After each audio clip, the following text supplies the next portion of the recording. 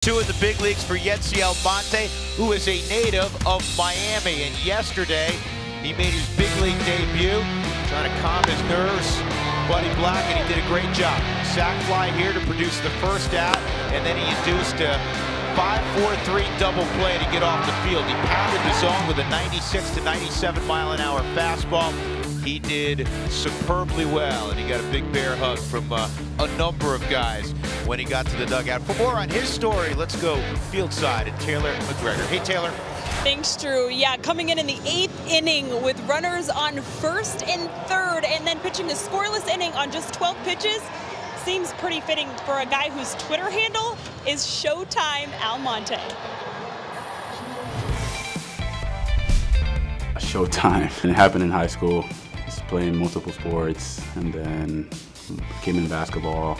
I used to play in a park. I learned how to dunk, and like every other kid, just wanted to dunk every time. And then I ended up just doing that. And like, you know, I heard, hey, it's Showtime. I'm just gonna stick with that. Made it to my Twitter handle. I feel like I'm a guy who's gonna attack the zone, go after hitters, just more than anything, throw my fastball more than anything, and set them up with a slider.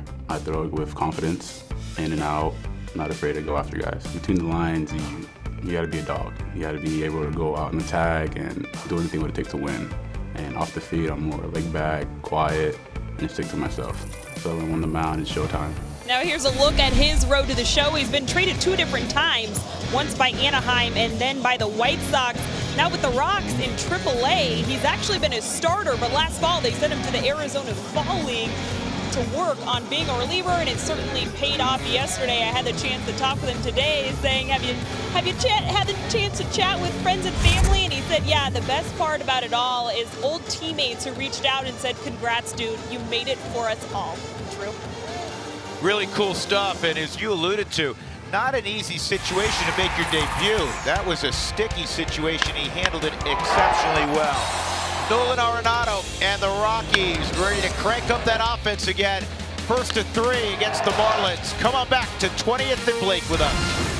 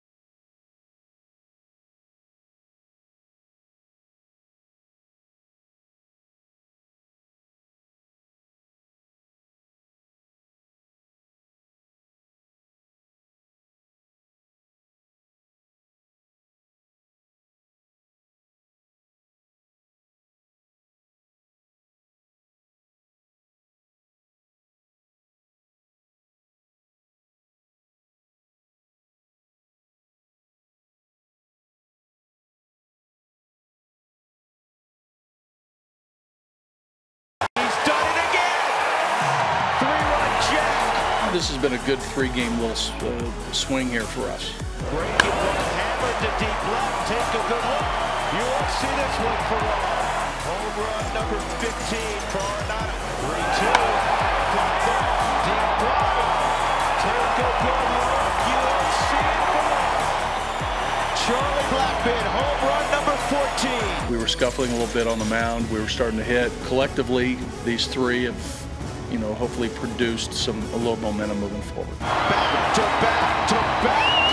Ball's flying out here like it's 95 degrees.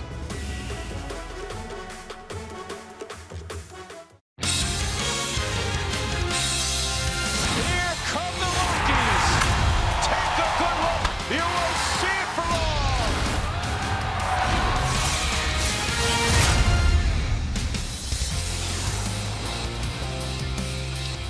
Welcome to the weekend, everybody, and welcome to one of the great cities in the country, Denver, Colorado, as the Rockies will take on the Marlins over the next 3 days before heading west again to see the Giants and the Dodgers. The Marlins are in a stretch where they're playing 25 out of 35 out on the road, and John Gray's ready to go. First pitch of the evening's on the outside corner. Strike one on the leadoff man for the Marlins, Derek Dietrich.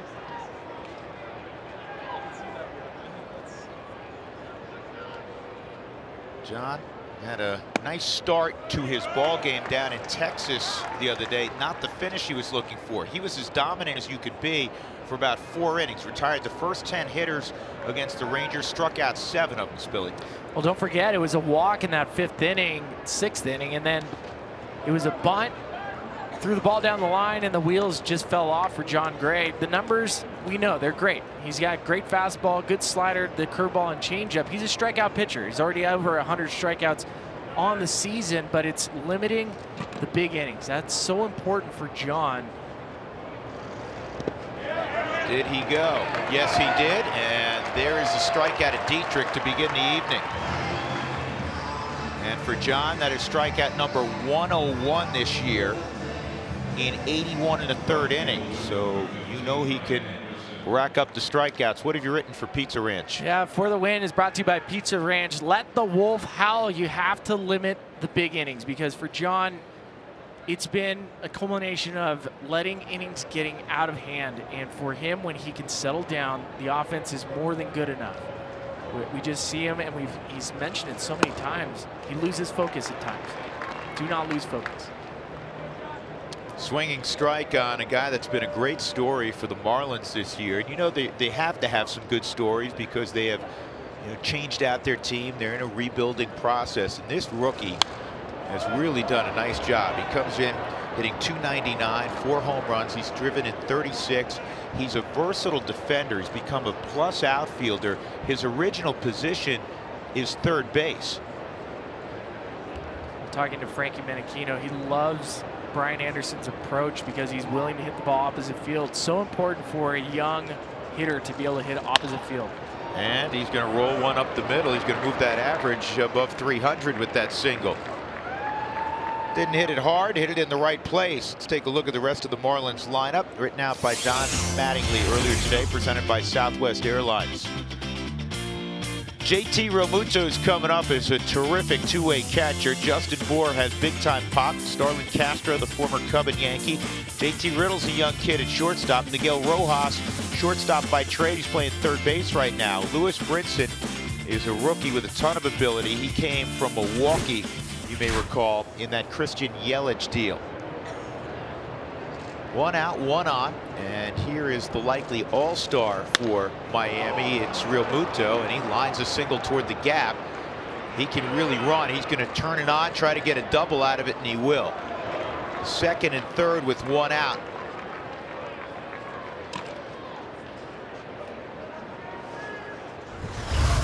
Realmuto wasting no time on the Subaru Super Mode. Gets a fastball down. Missing more middle than location down.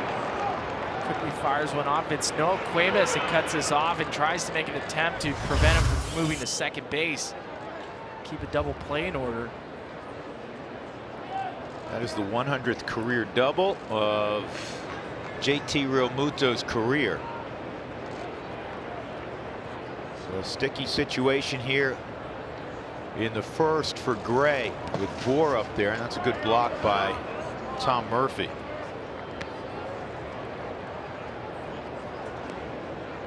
The Rockies took 3 of 4 from the Mets, but they were behind in every ball game. The Mets scored in the 1st in every single game. And the the Rockies are conceding a run, so anything on the ground will score. Bohr, like big strong guys, will strike out also. And see if John get in a position where he can get ahead of Justin Bohr.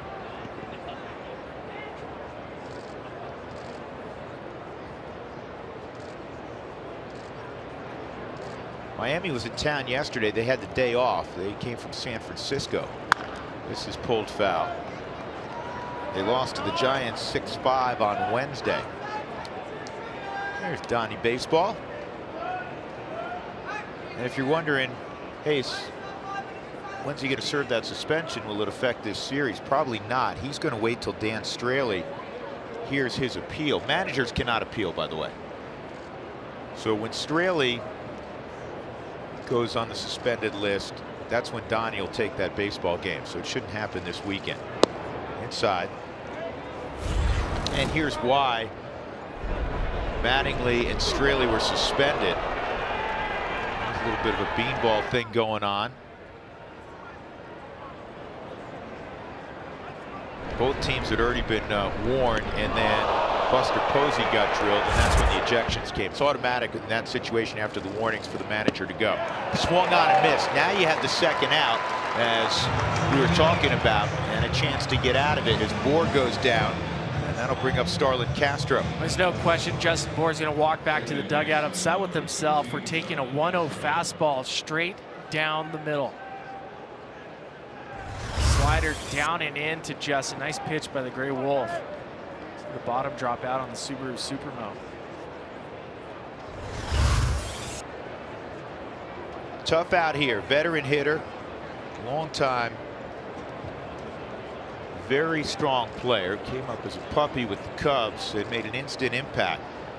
And he's become the leader in that clubhouse, especially with the injury to Martin Prado. Remember, Prado missed a good portion of the first part of the year with a hamstring injury. He came back and then he hurt the hamstring again, so he's on the disabled list. And Starlin Castro has really stepped forward, according to some folks who are in that clubhouse on a daily basis. Well, before the season even started, Castro mentioned to the media that he didn't want to be part of another rebuild. He already went through with the Cubs and basically asking to trade me again. Marlins kept him, and he's been a great leader. It's good to hear. Well, that's a good pitch right there. 1-1.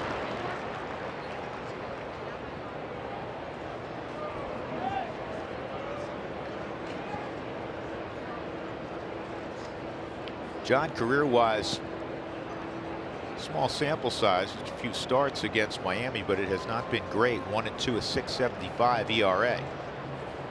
Turn that all around with a good start tonight. And another strong block by Murphy.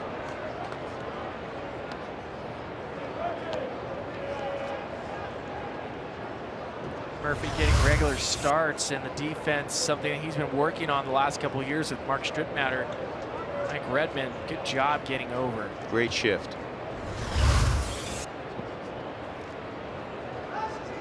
He was talking about the yoga that he's done, the stretching. He feels a lot more athletic back there and nimble. 2-1. Castro hits this down the right field line, and it is foul.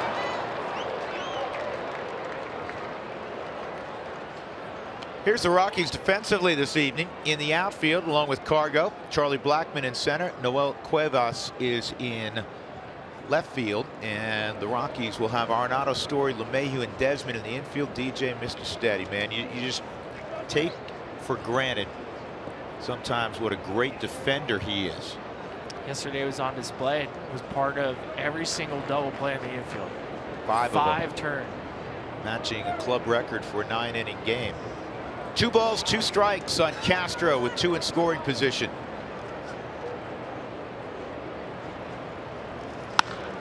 Center field, and Charlie started in, and now he'll have to reach up and make the catch. That'll end the inning, puts down the threat. John Gray appreciates the play by Charlie, and good for John. He got 2 outs with runners at second and third to keep the Marlins off the scoreboard in the first.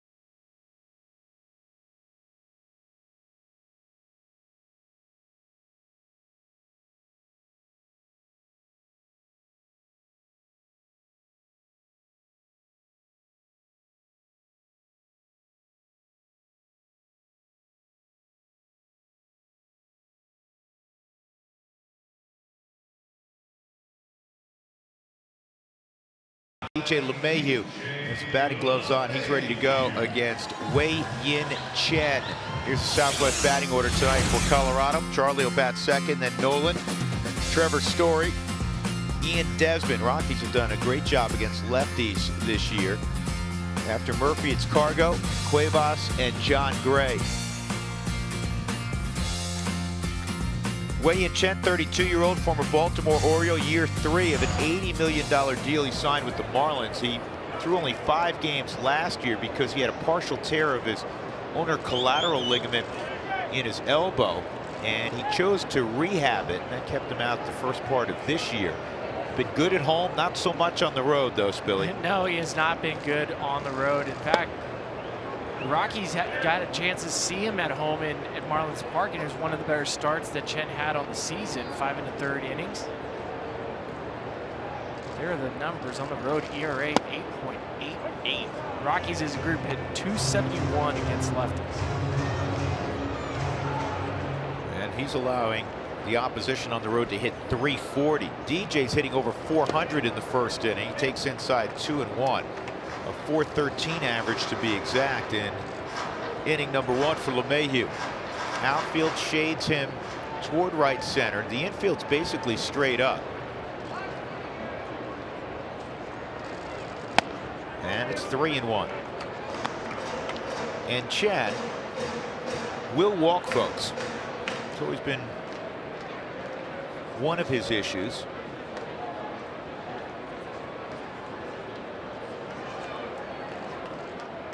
Here's the 3-1, and there's a walk to DJ. Those last couple of pitches not particularly close. For the first 4 years in Major League Baseball, he had a walk rate below 2. This year it's around 4.5. It was that way when he's been well the last couple of years. It's been above 4. Here's the defense for the Marlins. This kid Lewis Brinson, who grew up just north of Miami, can fly in center field. He's fun to watch. Anderson has a big arm in right. Rojas has great hands. Castro's steady. Bohr is a slugger at first base. That sound right? And Real Muto's terrific behind the plate. That first pitch in there, strike 1 on Charlie. Earlier this year when the Rockies did face Chen, Charlie went deep against him.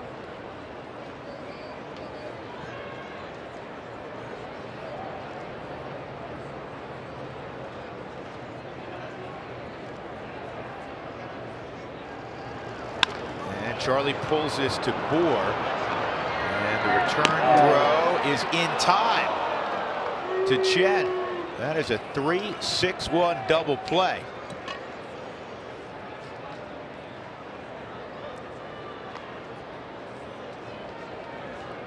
So with 2 outs, here comes Nolan. The big hit is brought to you by Mako. The Rockies down 1-0 at the bottom of the first, and Nolan took care of that as he drove in himself and DJ and Charlie as well. And then the next inning, he drove in DJ and Charlie again with a double. He had 5 RBIs in his first 2 at-bats. He's now up to 51 ribbies. That's good enough for 3rd in the National League. The leader, of course, is in the on-deck circle, Trevor Story.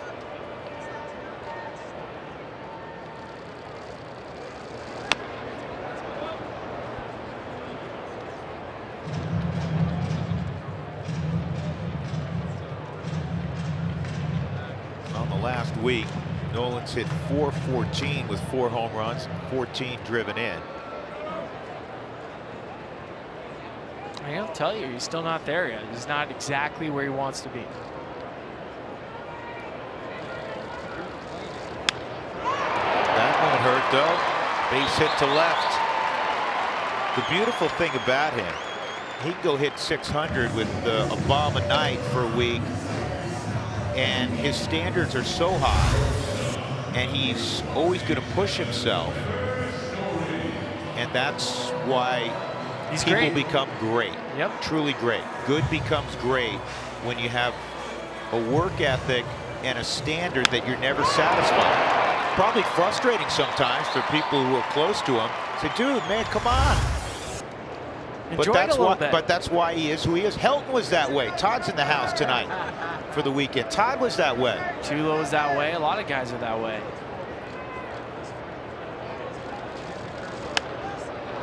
Story pops up right side. Moore will have it, and the Rockies will leave a runner on in the first. We'll go to inning number 2.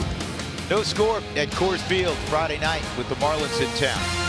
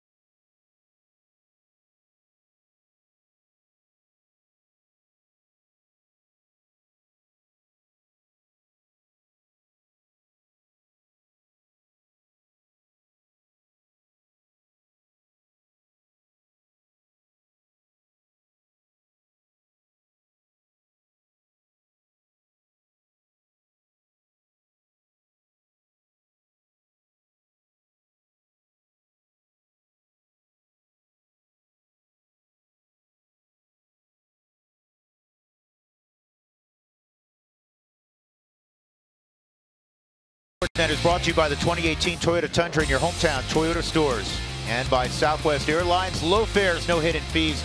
That's transparency. We go to the top of the second inning at 20th and Blake. The Marlins will have JT Riddle out of the 6th spot in the lineup. Young shortstop. Pleasant night, a little bit overcast right now. Temperature in the mid-70s. Drew Goodman, Ryan Spilboards, Taylor McGregor. And that first pitch is a little bit low, ball 1. Home plate umpire tonight, Scott Barry. Carlos Torres at first. Jeff Nelson, the crew chief, is at second. Tom Woodring is officiating at third. Fouled off. 1 ball, 1 strike on Riddle. Tom Woodring representing Santa Barbara at third. Is he a Santa Barbara guy? Played baseball at Santa Barbara City College.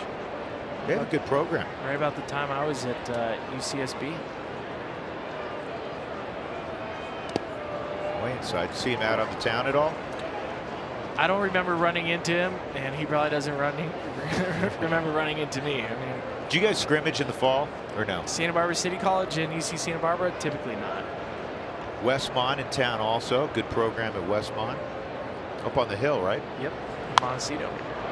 This is a towering pop-up that is going to go out of play. 2-2.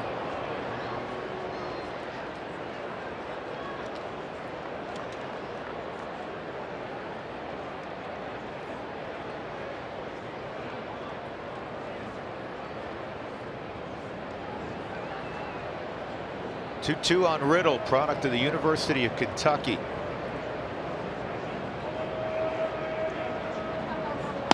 And see you later. Strike 3. And it's strikeout number 3. 1 gone. Miguel Rojas coming up. And guess who wandered out around the batting cage earlier today? Hugging on everybody. It's great to see number 17. And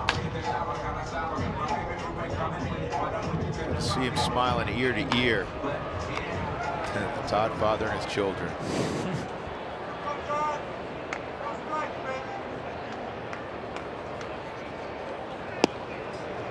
Love Todd. He's the best. You know what was wild?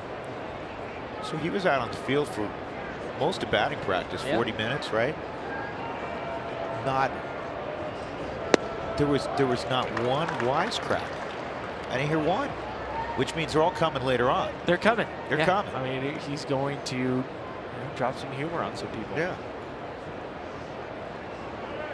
Storing them up.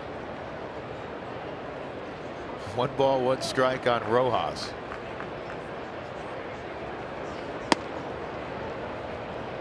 Sliders off the plate, 2-1. Talked a lot about some of the peripheral numbers for John. The strikeout to walk ratio is outstanding again. The BABIP is the highest in baseball. That is batted balls in play. League average is a little bit below 300 now. And his is at 380, which is crazy. And you just assume that, you know, some of the, like the roller up the middle in the first inning, he's going to start to find a body. There's been an element of bad luck. 3-2.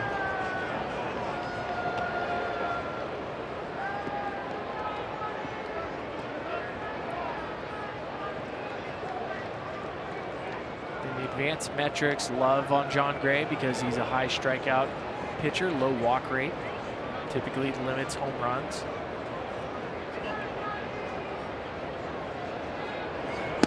And he's got Rojas called out by Scott Barry. 2 outs, and that'll bring up Lewis Brinson. It's just a power fastball at the bottom of the zone. I love seeing where John is today with the fastball at the bottom. You can see on the Subaru Super Mode. Part of the reason why that batting average ball in play is so high is because a lot of his misses over the course of this year have been thigh high to the belt. Brinson, ground ball to DJ, and it's a 1-2-3 second inning for Big John. No score at Coors Field. Rockies will have Ian Desmond to lead things off.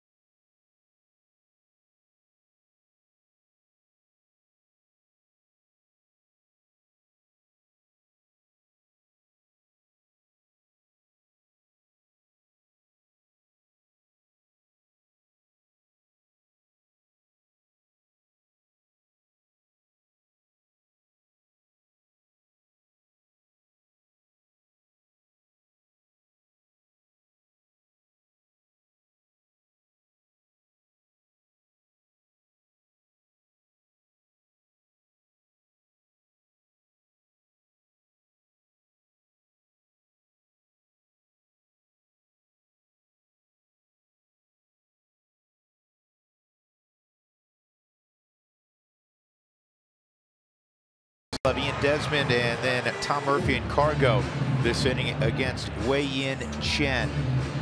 Fans join in on the we're joining in on the conversation tonight. Send us your thoughts, questions, comments on Spilly's outfit tonight, and use Twitter. Include the hashtag Toyota Talk. Get your Brockmeyer jacket on this evening. Now I've switched to the replica jersey. I found him. I win.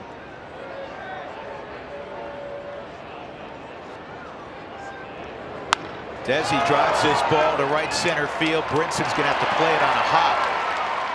And a leadoff single for Ian.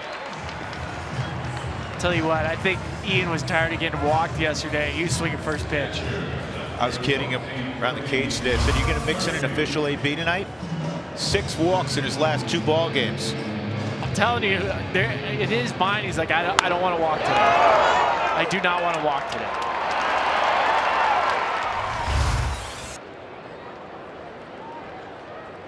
Tom Murphy at the plate.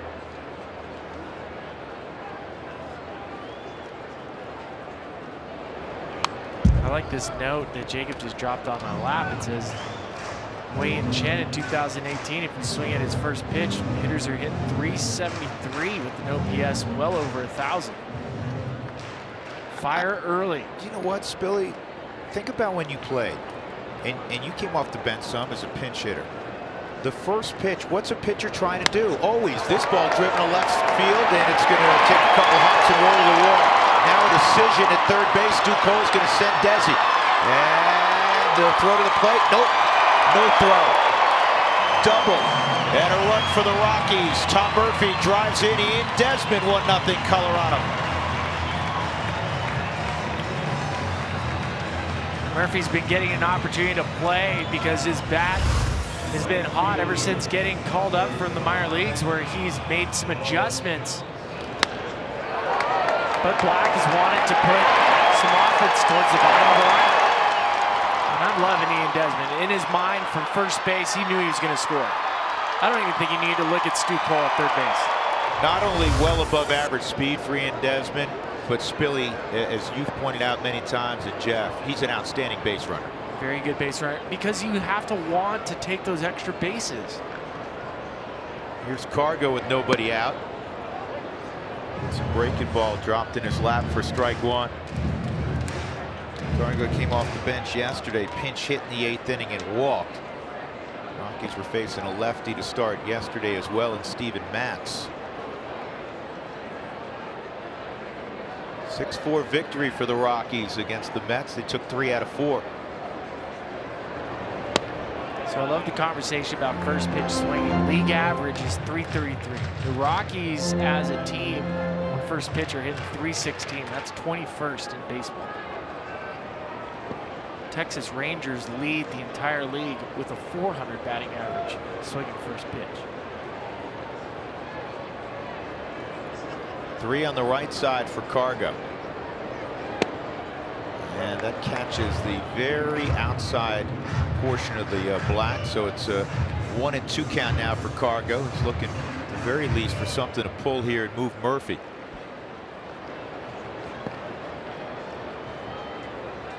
This situation, like so many lefties against a lefty, Chen likes his slider.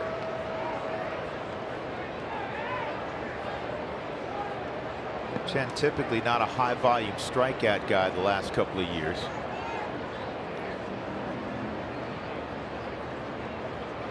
One, two.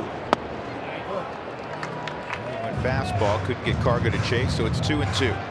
Desmond a sharp single, Murphy a sharp double. Rockies have a run here in the second, which is half of their output for 3 games down in Miami earlier this year. They scored 2 runs in 3 games. That was a struggle. Don't forget, one of those runs was driven in by a pitcher. 2-2. And he got Cargo on that slider. 1 out, and that'll bring up Cuevas. Left fielder, number 56, Noel Cuevas.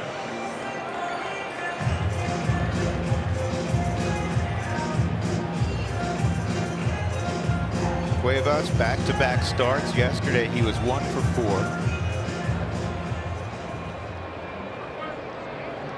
Probably get a start on Sunday also against Caleb Smith, another left-hander. Cuevas 3 days ago started against the left-hander Jason Vargas, threw out a couple of doubles in that game. And this ball in the air to shallow center. Got to get back if you're Tom Murphy, and he will. Tom thought that was going to drop. He went 3/4 of the way to third. Brinson closed quickly and made the catch. 2 outs, and that'll bring up Gray.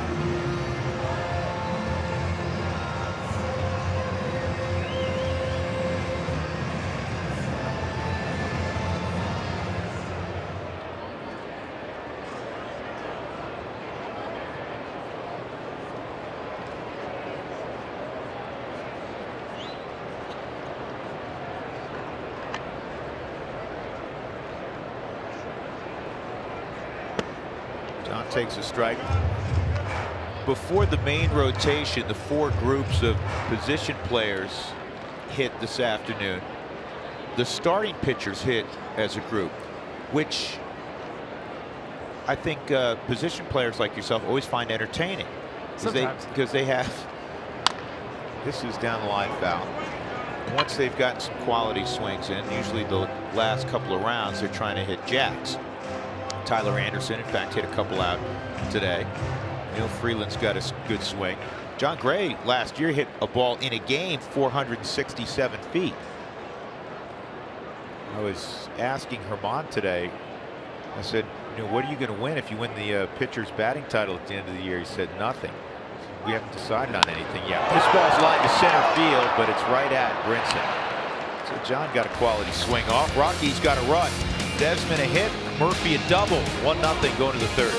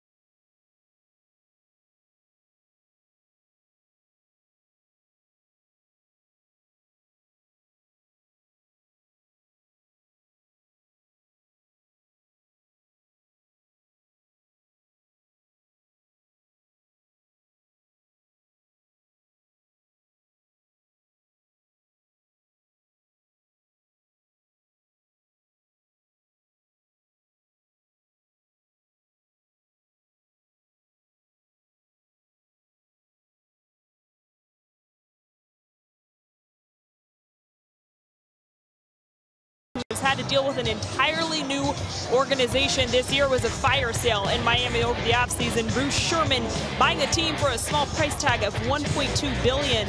Derek Jeter named the CEO, and they got busy right away. Giancarlo traded to the Yankees along with Ozuna, D. Gordon, and Christian Yelich. All gone, and their offense has been struggling, but they have a small payroll, smaller, $99.5 million. So we see a lot of those young guys getting brought up. Drew, Brian Anderson, an example of that, and he's a guy who is making the Marlins happy right now. Yeah, and you know, listen, it's going to be a while, and I know Marlins fans aren't happy with how everything went. Spilly and I during dinner tonight were talking about their outfield from a year ago. It was the best outfield in baseball. I mean, talking about, it wasn't just Stanton, Ozuna, an elite player. I know it hasn't gone that well yet in St. Louis, and you know what kind of player Yelich is. Great hitter, terrific outfielder. D. Gordon, such a versatile player. I think it's one with Miami. You just had, if you're a Marlins fan, you live down there, I understand the skepticism, but you're probably going to have to let it play out for a couple of years and then see where things are. John Gray gets the strikeout of Wei-Yin Chen to begin the third inning. That's John's 5th strikeout already. He's racking them up like he did in Texas. Well, there's no question that the Marlins are missing out on D. Gordon and Giancarlo. Look at the numbers for them. Runs game last in baseball, average 23rd, slugging last, homers last, extra base hits last. That's expected, especially when you're going to have players that are filling at the major league level that are either first-year players, rookies, sometimes minor league free agents, or fourth outfielders. It's great opportunities for players to make a name for themselves, to get these opportunities like Brian Anderson, like Taylor was just talking about, for Derek Dietrich. Derek Dietrich. He's been an everyday guy now in Miami. He's done a good job. Those are great numbers. Well, the guys that we were talking about a moment ago, the outfielders, here's the 2-0 to Dietrich. And that is toward left field, and it is going to get out. Wow. I thought that's going to short hop the wall, maybe get off the wall at best. That got just over the wall, and it's a tie ball game on Dietrich's 9th of the year. Dietrich showing off his bicep to Brian Anderson when he got home. He does have big bicep. Fastball down and away on the Subaru Supermo. It's a good piece of hitting. It's not a bad pitch. Just snuck past that, extended. Ball away, hit it off your body line, right? Wow. And he got all of it. There's a slider for a strike on Brian Anderson. To finish the thought on the outfield that is gone for Miami, Stanton, Osuna, and Yelich combined for 114 home runs and 337 ribbies last year. How you're going to replace that? You can't. And you better hope that you get the prospects necessary for this organization to move forward. Anderson fouls off the 0-2 delivery. And that's the aspect about the Marlins fire sale too that frustrates fans, is that anytime you have an ownership change, you have to understand that the price of what they paid for, they're going to limit payroll to pay off debt service. You saw it with the Astros, you saw it with the Cubs. As much as trading away players because it might be the right move for them, it's also a business move to pay off the debt for buying a brand new team. And that's where fans are like, no, I don't want that. And it's understandable.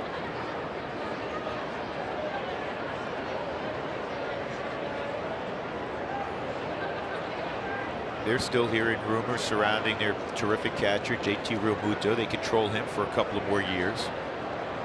Their closer, Scott Bearclaw. They're going to be, for Michael Hill, the phone's going to ring quite a bit. Can Story throw out Anderson? Out at first. Desmond stayed on the bag somehow. What a play by Story. What a play by number 20.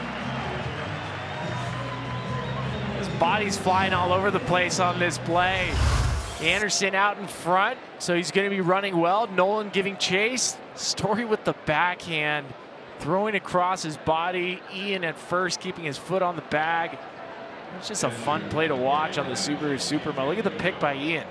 That's a tough backhanded pick where you have to really count on your footwork. And stay on the bag. I have to point this out because so many people were like, what, the Rockies are signing a guy to play first base, never played first base. This is not going to work out. He's made one error. He's made plenty of picks at first base. Most importantly, he has the confidence of Trevor Story, Nolan Arenado on the left side, that if they get it somewhere around the bag, he's going to pick it. This ball lined to center field, long run for Charlie. He's going to have to field it on a couple hops off the wall, and JT Realmuto has his second double in as many at bats. He is a special catcher. Athletic, runs well, good hitter at the plate. He's something special for the Marlins. Hanging curveball. The Subaru Supermo. Again, tell JT Realmuto likes the ball down. The fastball down in the first inning for his first double, and now a curveball down in the zone.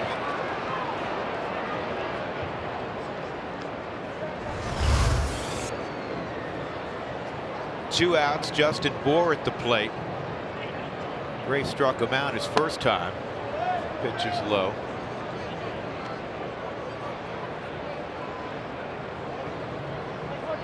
Realmuto right now leads all major league catchers in hitting and slugging percentage, and he was on the disabled list to start the year.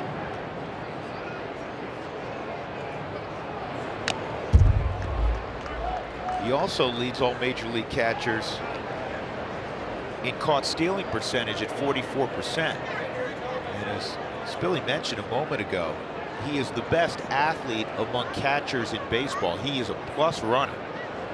He's a great high school athlete, tremendous football player, basketball as well. 1-1.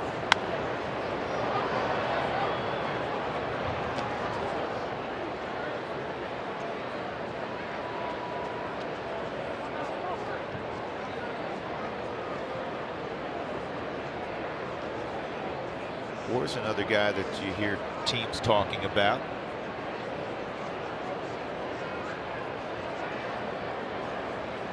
One, two. It's 4 quality blocks in the ball game already for Tommy Murphy.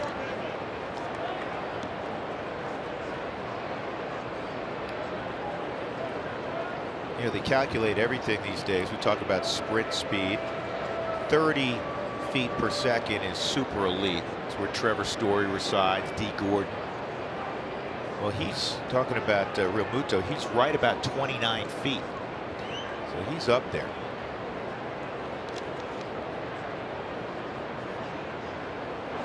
Two-two. The foul tip held by Murphy.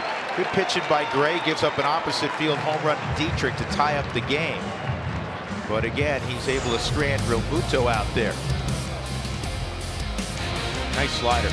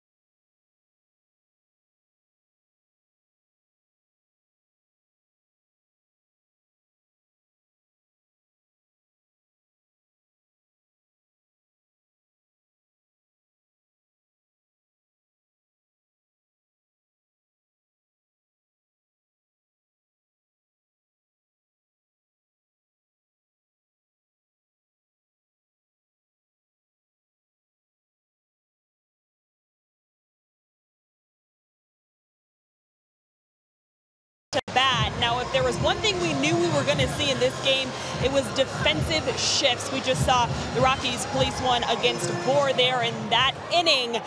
But guys, when you look at the numbers, the Marlins and the Rockies amongst the top 5 teams in the National League that have put on defensive shifts. Marlins with 557, Rockies with 552.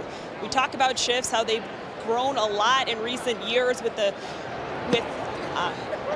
new technology being used. But just for reference, in 2012, the Rockies used 80 shifts. That was through the whole season, and now it's halfway through 2018, and they've already put on 552. Drew? Yeah, and I think the curious thing is, as the data changes and, you know, the philosophies change. 2 years ago, in Walt's final year, the Rockies shifted like this year. They shifted as much as anybody in baseball, top 5. Last year they backed way off. They were bottom 5 in number of shifts. And now this year, as Taylor was explaining, they're back near the top of the sport in shifting. Bottom line is, if you can field it, you're going to really do a nice job in run prevention and helping your pitchers out. DJ thrown out by Rojas at third, 1 out.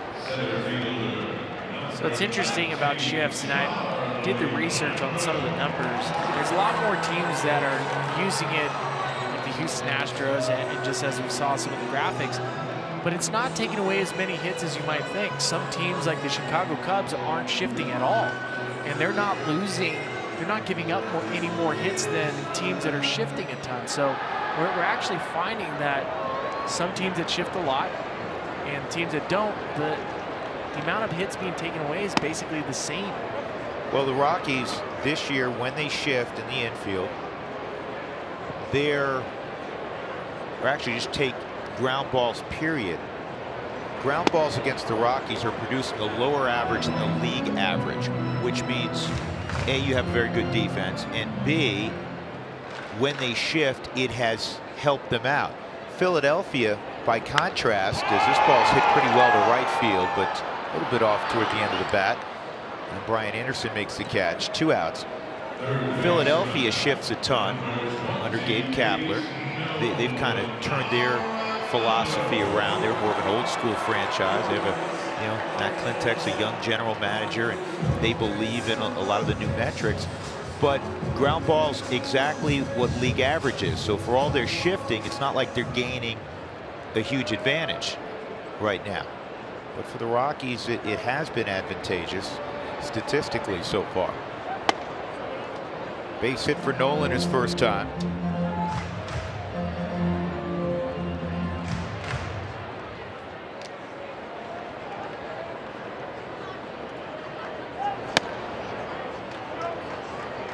Wei-Yin Chen's best year came in 2014 with the Orioles. He went 16-6 that year.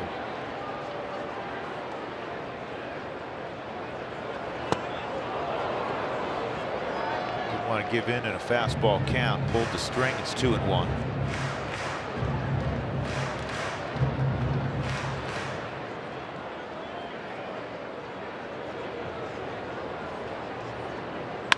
And that's going to be another hit for Nolan. He's on some kind of tear. 2 for 2 tonight. He had 2 hits last night, 4 at-bats, 3-run homer and a 2-run double. This ball was smoked. I'm pretty sure he's got to feel really good about where he's at now.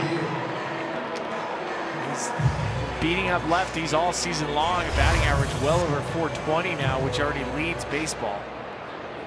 102 miles an hour off the bat. Here's Story. He popped out his first time. Trevor 2 for 5 lifetime against Chen.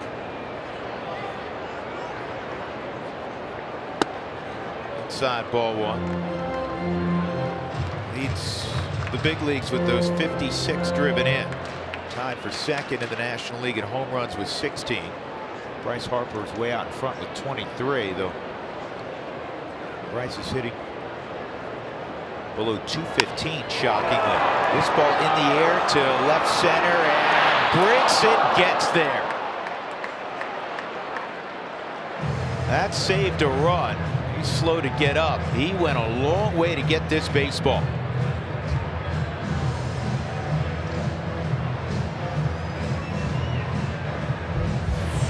We go to the 4th, 1-1. They said this kid can play center field.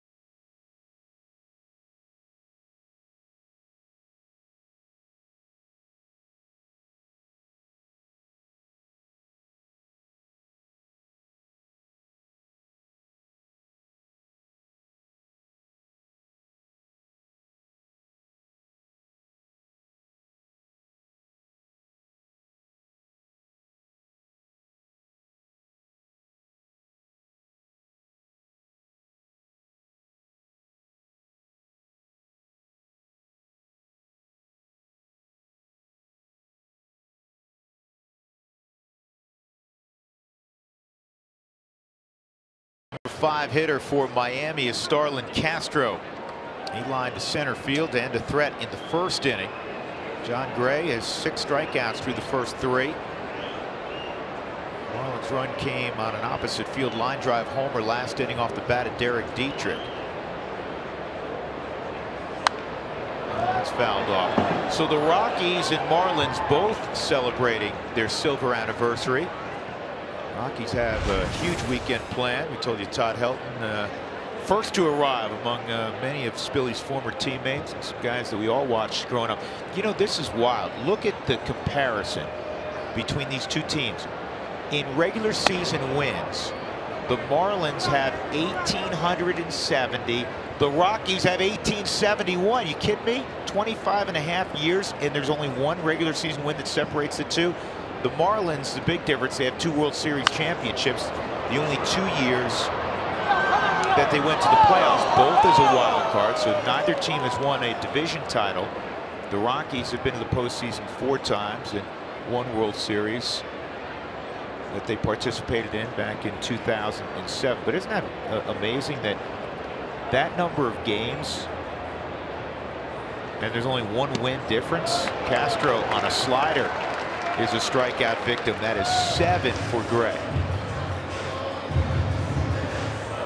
Yeah, looking at those numbers, it's remarkable. And remember, 2 days ago we were talking about the different drafts for the expansion draft between 2 teams. One organization decided to go with more veteran talent in the Florida Marlins. The Rockies chose to go for more youth. 2 different types of philosophies. You can even look at how the ownership has taken one group of players and taken them apart. 97, after they won their first World Series, they traded away basically everybody in 1998. The Florida Marlins did. They did the same thing after winning it in 03. They were good teams both years, Spilly, and I think we see this in baseball at many different levels, especially tournament baseball, like in Omaha. The College World Series is going on right now. It's not always necessarily the best team that wins, it's the team that gets hot at the right time. In the air, left center field, Cuevas will get there. 2 outs as Riddle's retired, and that'll bring up Miguel Rojas. That's why I love baseball so much. 162 games, marathon, you get to the playoffs and you run into a hot team, season over. See you later. The Rockies were that hot team until the 9-day layoff in 2007. I think without question, Boston 1 through 25 was the best team that year. But I think it would have been a different series. I'm not saying the Rockies would have won it. This is down the right field line off the end of the bat by Rojas, and he's not going to test Cargo's arm. That'll bring up Brinson with 2 gone and a man on. But it would have been a different series. It would have been nice to face them right at the end of our series in 2007 against the Diamondbacks, right when they ended against the Cleveland Indians. If it was able to end, I mean, 8 days off it's too much. It's not an excuse. They were a better team, even on paper, but I'd love to see the 2 teams match up, playing their best. Brinson hit a ground ball to DJ his first time up on the first pitch he saw from John Gray. Swung on and missed. Brinson is one of the centerpieces that they are going to build around. Originally with Texas, then went to Milwaukee and came in the Yelich deal to Miami. And he's excited about being a Marlin because he grew up a Marlins fan. 1-1. Don Mattingly and his staff have really hung in there with Brinson, who has enormous talent, but he's learning at the big league level. And usually they'll give him at least 1 day down a series because they're doing a lot of work earlier in the day with him, and they don't want to overload him. So he'll typically play 2 out of 3 and let the mind rest after a lot of drill work in one of those days, usually in a 3-game set. Donnie's quick to point out this is a great kid too, and I know, you know, the thing with San Francisco the other day, and he had some old school guys that don't want to see anybody celebrate or show any emotion, but Everybody with the Marlins says this kid is a terrific young man. 2 balls and a strike on Brinson. The challenge for Brinson's going to be to maintain confidence, especially when you're going through the ups and downs that he's going to go through. I mean, you're a big body player, 6'4", listed. He's probably taller than that. Reminds me a little bit of Dexter Fowler. And there's going to be holes in a big body swing. But to maintain confidence, learn the strike zone. That's going to be number 1. That should be number 1 for this guy to be successful. Learn your strike zone. He's hitting above 280 in June, so come on. Runner going 2-2, doesn't matter. Brinson strikes out. Gray with 8 strikeouts through 4 innings. 1-1 ball game.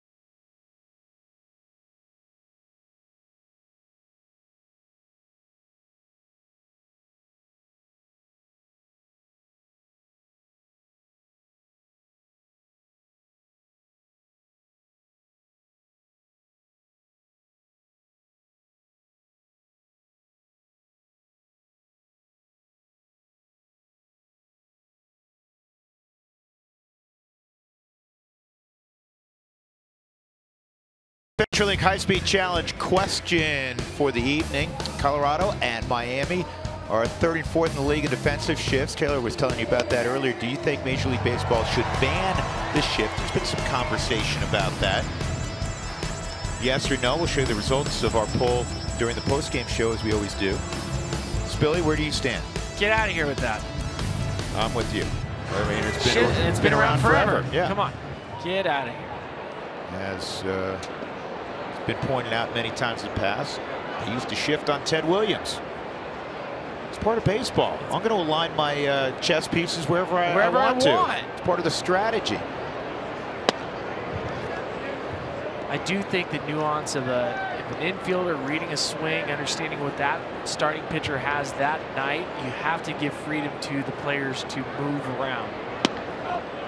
Because don't forget, the data that they have when they're looking at ground ball data is something that's already happened against a pitcher that may not be the same matchup that evening. This is a bouncer off the foot of Desi, so it's a foul ball. 2-1. So that's where I stand. I'm all for shifts, but I also want my players to have the freedom to move depending on what a pitcher has that evening and being able to read an opponent's swing. Because Ian Desmond's in a great place right now. The amount of ground balls that he hit earlier in the season, he's not doing the same thing right now. He's hitting the ball right center field. So his swing is different now than it was a month ago. 3-1. His eye is different than it was a month ago. You have to be able to do stuff in real time, and that's always been my pushback against some of the analytics, is that it's a result on something that's happened in the past. That's a strike. 3-2. Murphy on deck. These two click for the Rockies' run in the second. Sharp single by Desmond, and then a double to deep left by Murphy. 1-1 as the Rockies hit in the bottom of the 4th inning. Well, I understand Commissioner Manfred's concern about many things. The pace of the game, I get it. The quality of the game. Pace of the game is, by the way, less than 3 hours now. It's gone down. It's gone down a few minutes. And I think the whole meeting at the mound thing, which troubled a lot of people in the offseason, and I was skeptical about it, it's worked out fine. To the commissioner's credit. Here's another 3-2. And another base hit for Desi. Boy, is he swinging the bat. He's going to challenge him. You know what? He did what you teach, Billy. I know you used to do this also. Everything's double till they field it into a single. Especially here at Coors Field. If you've not played here before, you don't understand how much ground you have to cover. Lewis Brinson's already covered a ton. Fastball 3-2 count inside. Wei Chen tried to get under Desmond's hands, and he's just pulling him in. So nice. Ian keeping his eye up. Such a great example of how to base run. Just be careful. Hurt yourself. Well, it was cold last night. There's still a little bit of ice on the field right around first base. Murphy takes a strike. But going back to one of the edicts of the commissioner, quality of the game, I would put that above all else. And you don't want to mess with the integrity of the game. But there's concern that the ball is in play now less than it's ever been in the great history of the sport. And I think that, from an entertainment value standpoint, trumps anything, whether it's 258 the length of a game or 304. I think baseball's cyclical. I think we're going to get back to a point where we're going to see teams like the 80s St. Louis Cardinals. We're going to get back to a team that's going to go Whitey ball with the Whitey Herzog era of speed, contact, defense. I think we're going to go backwards. I think you're going to see guys with more of the hit tool than the power tool. Texas Rangers were a great example. Rougned Odor could not play defense, can hit homers. Not hitting homers, probably shouldn't be playing second base. Murphy strikes out, 1 out. That'll bring up Cargo. Cargo struck out his first time.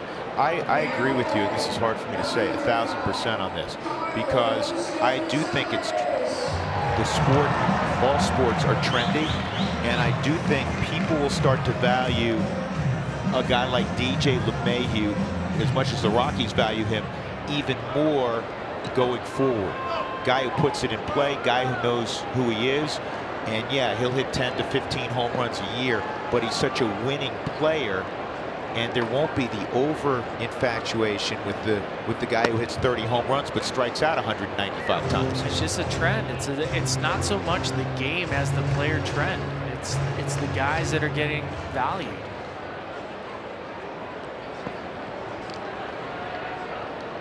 Cargo 2 for 3 lifetime against Chen.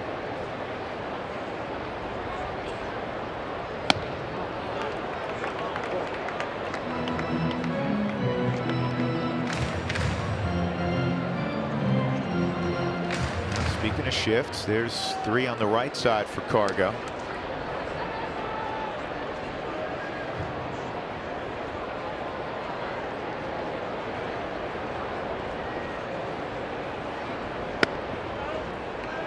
See, that's the swing pitch, and last time that pitch, that exact pitch, fastball toward the outside corner, was on the block and it went to 1 and 2. This time it's off the plate. Cargo spits on it. Looks like a slider, actually, and it's a 2-1 count.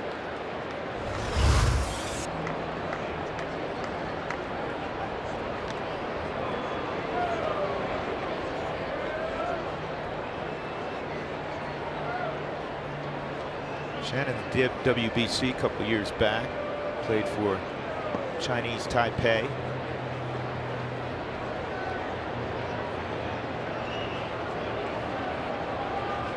Desi takes off, and this is going to be a bouncing ball down the third base line. Desmond reads it well. He's headed to third. Cargo is into second. Ball gets away. Here goes Desmond to the plate. Head first side, safe at the plate. On base running by Ian Desmond. 2-1 Colorado. You gotta love when you have an aggressive base runner that is keeping his eye up. Now, The Marlins are going to have an argument right here because as Carlos Gonzalez was sliding into second base, he didn't slide into second base, and he ends up lifting up his leg. So Rojas is arguing that Cargo interfered with it. Fastball well off the plate, he just punches it in. Desmond reading it. Derek Dietrich, normally an infielder by trade, playing left field. Pushes the envelope.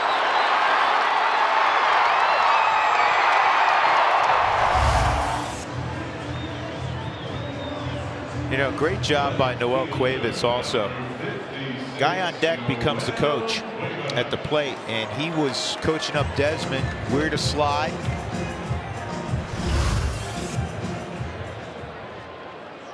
Good slide by Ian. Cargo trail runner. Now, this is where it's the argument is, was Cargo interfering by lifting his leg? He has a right to be on the base. Argument's done. The Rockies have the lead, and this is back up the middle. Cuevas is, I thought Cargo may make the turn and come home on that as it kicked away momentarily. First and third, Cuevas with a base hit.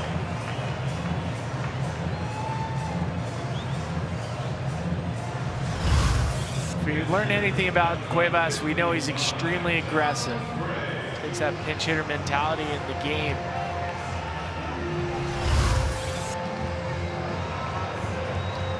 He's fortunate with that extra high hop getting past Chen.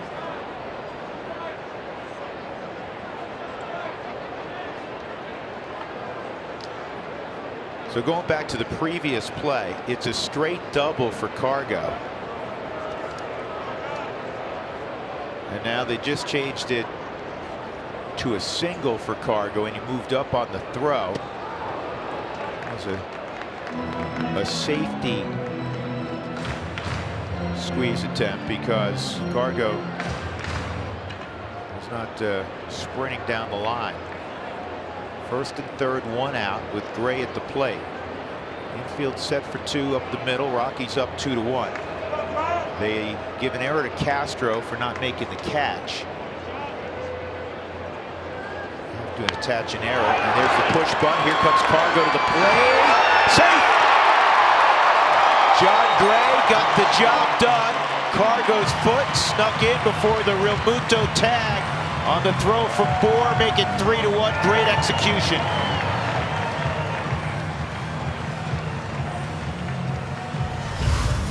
Thoroughly enjoying how the Rockies are scoring tonight.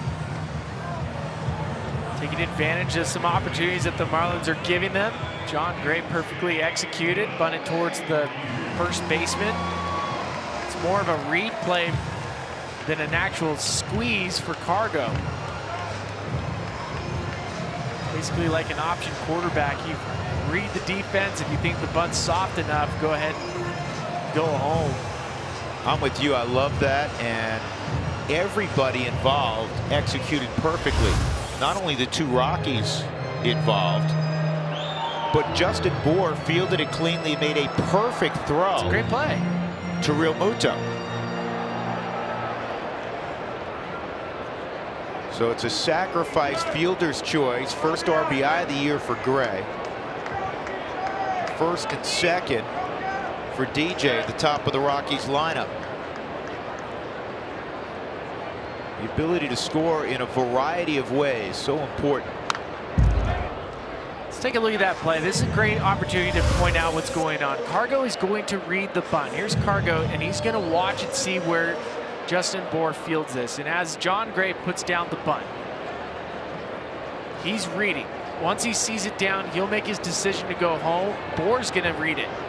And on this one, he sees he's close enough. He's going to make a throw towards home plate. And that's Cargo reading the bunt. One strike to LeMahieu, and this kicks away. And everybody will move up 90 feet on a wild pitch from Chet.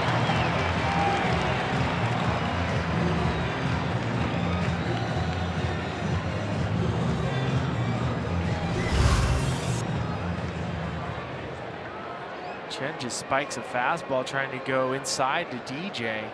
The Subaru Super Mode, nothing that JT Real Muto can do behind home plate.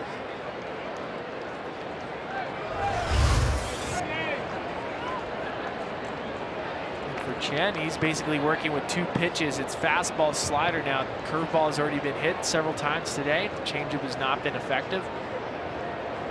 It's going to be a lot easier as a hitter to pick out which pitch you want. It's essentially 2 pitches. And this ball lifted to center field. Tagging is Cuevas. Britson will throw in the direction of third. DJ produces another run. So you had a sac, bunt, squeeze that scores 1. Now you have the conventional sac fly. And you have high fives on both ends of the dugout. And then Cuevas and LeMahieu get the high five. 4-1 Colorado.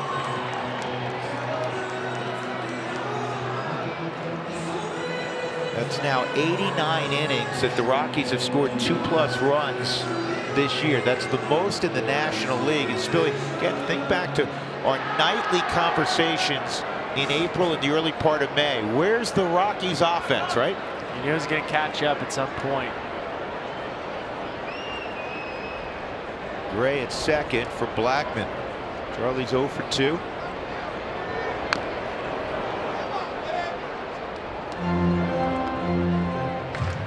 Chen's facing the lineup 3rd time through. Some of the numbers for Chen 3rd time through are pretty remarkable. 452 batting average for hitters. Basically Babe Ruth type OPS numbers. Over 1,300.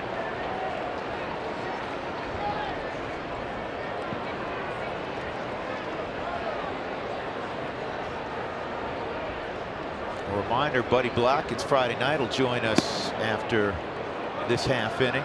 I imagine he'll be in a much better mood now that the Rockies have put up at least 3. Buddy's always in a good mood, though. You know, not after losses necessarily, but you know what I'm talking about. Most of the time, it's great. Good eye from Charlie. Huey and I were talking about this the other day, Spilly, and you were involved in the conversation as well when you were downstairs. Charlie's got really solid numbers, borderline all-star numbers this year again, but he hasn't gotten super hot yet, has he? Isn't that strange? This means you're really good. 14 home runs among the league leaders. Solid batting average. Ribby's solid.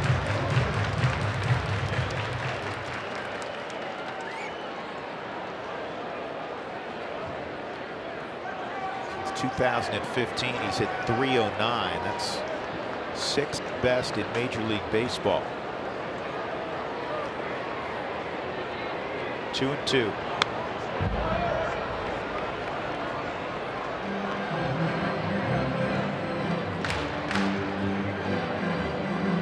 The other thing that's elite, again, with Charlie, he's hitting first, or more often now this year hitting second. He leads the National League in runs scored with 58.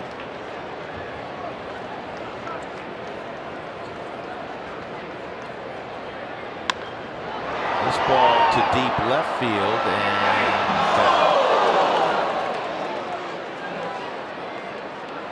folks, when the Rockies score 7 or more, you know the drill. Go to participating Colorado Taco Bell locations the next day between 4 and 6 to get your Rockies taco special. Liv Moss at Taco Bell. The Rockies were run shy yesterday, but they're seemingly on their way this evening, up 4-1 as they hit here in the bottom of the 4th.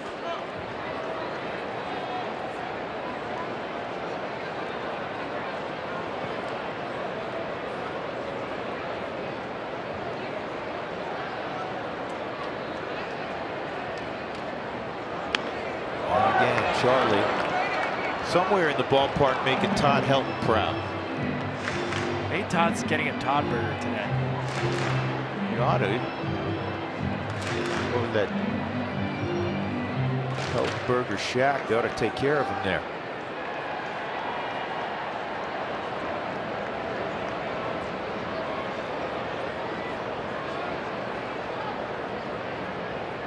Another 2-2.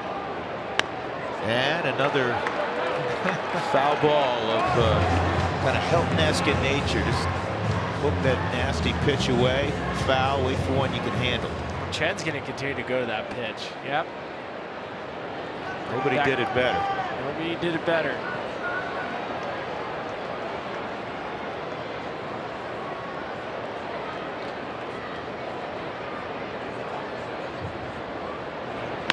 And this is looped to shallow left. John Gray around third, coming home with another run. Charlie wins the battle. And the Rockies have put up 4 here in the 4th inning to take a 5-1 lead. That's a great AB. Great AB. The ability for Charlie to just fight off pitch after pitch that was tough. 2-2. He gets another one that he doesn't square it up. He catches enough part of the strike zone that he's able to punch it in the outfield. Put him at bat.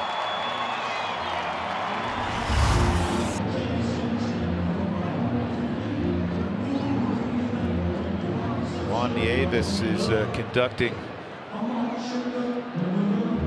little conference at the mound. What was Buddy doing there? He's hitting, did he take John's helmet off for him, helping him out?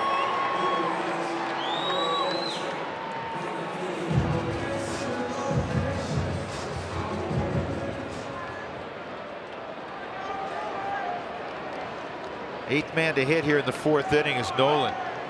2 sharp singles so far. Giving it to Mike Jesperson. Mike's assistant strength coach, works with Gabe Bauer every day. These guys do a wonderful job keeping the Rockies fit and strong.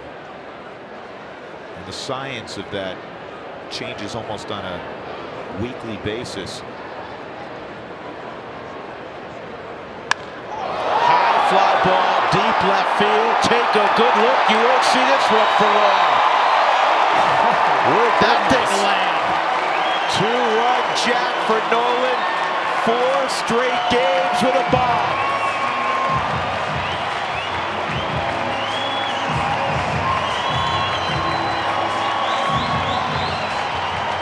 This inning has had a little everything. Offensive execution, small ball, and then the ultimate long ball. Number 17 for 28.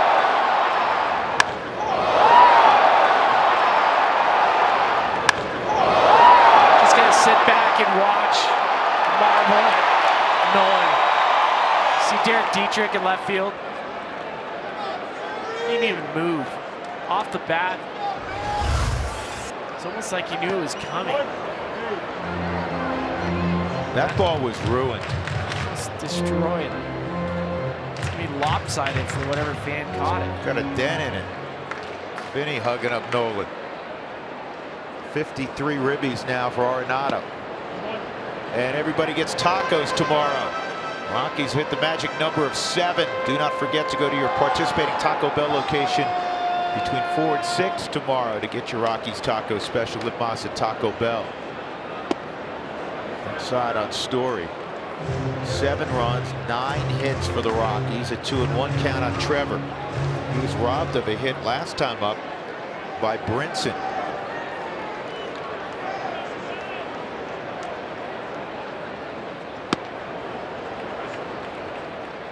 Go back to the StatCast numbers brought to you by Subaru. 105 miles an hour. We don't do decimal points. 420 feet. Ball was crushed. Story with a 3-2 count.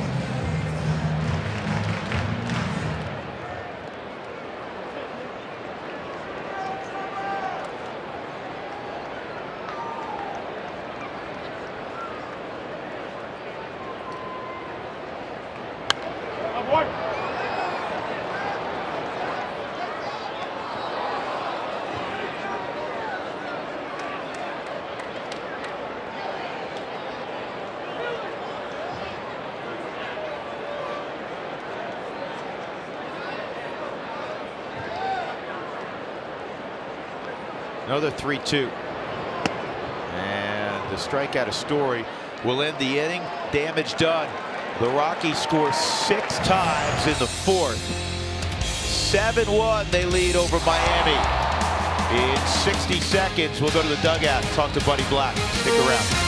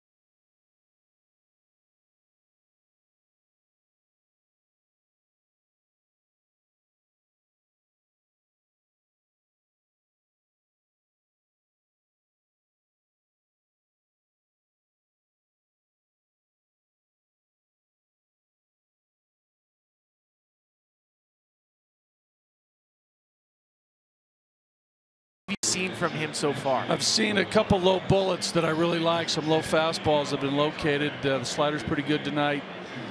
Real Muto's had a couple good swings, but overall I think the ball's down for John, which we talked about. Hopefully it continues.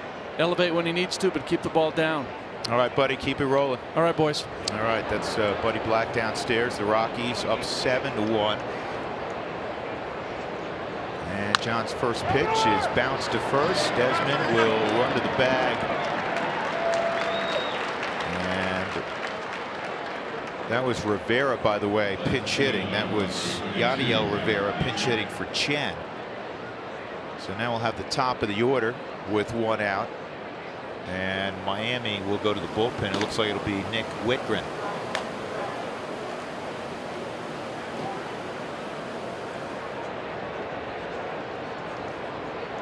I love that inning, though. If you're a baseball purist, you got a little everything, right? Everything, yes.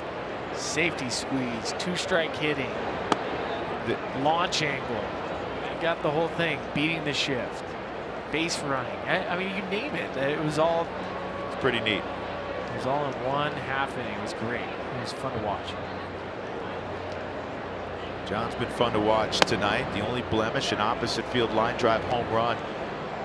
Speaking of the StatCast era, off the bat of Derek Dietrich, this man at 19 degrees and just kept going, and it snuck over the wall. The ball was hit hard, about 105 miles an hour, just about the same velocity that Nolan hit his baseball.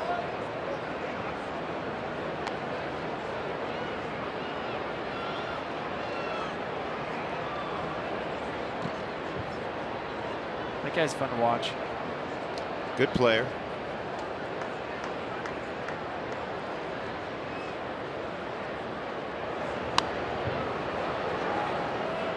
We always tell this story when the Rockies play the Marlins. Derek Dietrich and Charlie Blackmon are roommates at Georgia Tech.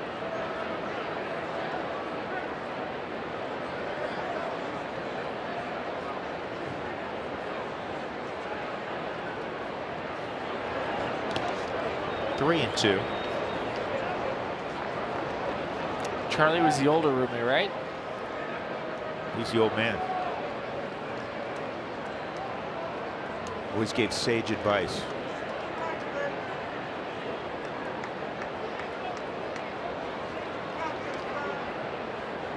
Brian Anderson on deck.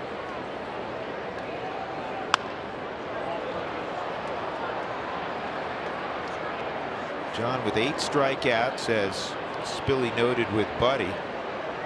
No walks. In his last outing, no decision down in Texas, 9 strikeouts, 1 walk. And that is going to be a base hit for Dietrich. So with 1 out, he's aboard. Get to the ballpark early tomorrow for photo day starting at 10:30 a.m. You can get a photo with current Rockies as well as all-time 25 alumni like Larry Walker, Todd Helton, and more. Get info at rockies.com/25th. You gonna go take some pictures tomorrow, Drew? Of course. Anderson a single, and would have had another hit, except Trevor Story made a wonderful play in the hole with help from Ian Desmond on the other end. A pick, and somehow Desi was able to stay on the bag outstretched as they got Anderson. Brian's been a great story this year for the Marlins. The league leaders in hitting with runners in scoring position at .418.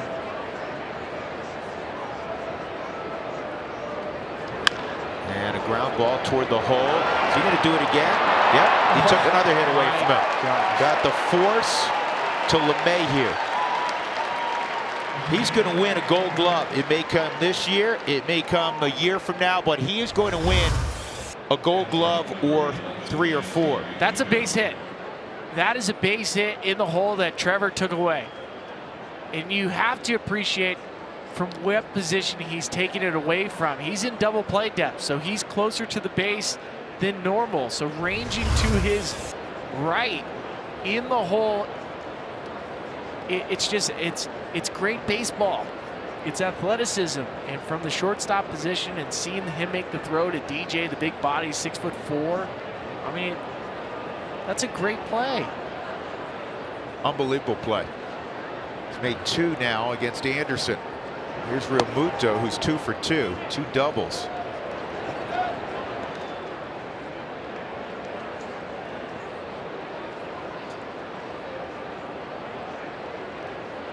Realmuto, a career .333 hitter against the Rockies.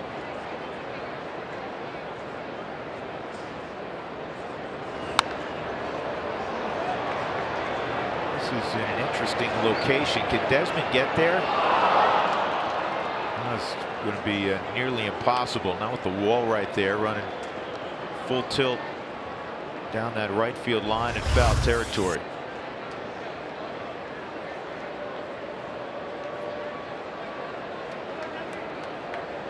That would have been an extraordinary play. That would have been great. You wanted it too. You'd love to make a catch like that. Those are fun for first basemen to make those plays. A lot of middle infielders, they love, you know, catching pop-ups, going into the outfield. They don't want a collision, obviously, and that was a chance for Desmond to run a little bit. This is another hit for Realmuto. He's 3 for 3. As Anderson stops at second.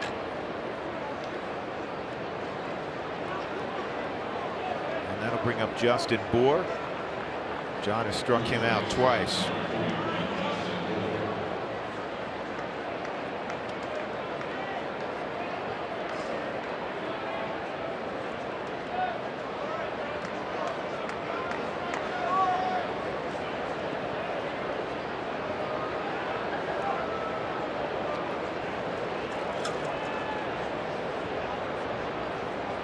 Bour doesn't run well. DJ will move into the outfield on defense.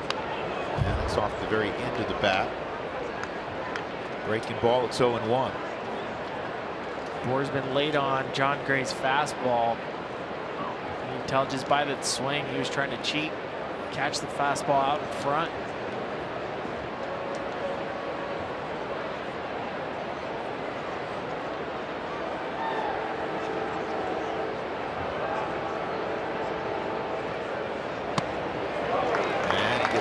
Speed pitch, he chases. It's 0-2. Bour's a product of George Mason University in Virginia. With 46 collegiate home runs, second on the all-time list at George Mason.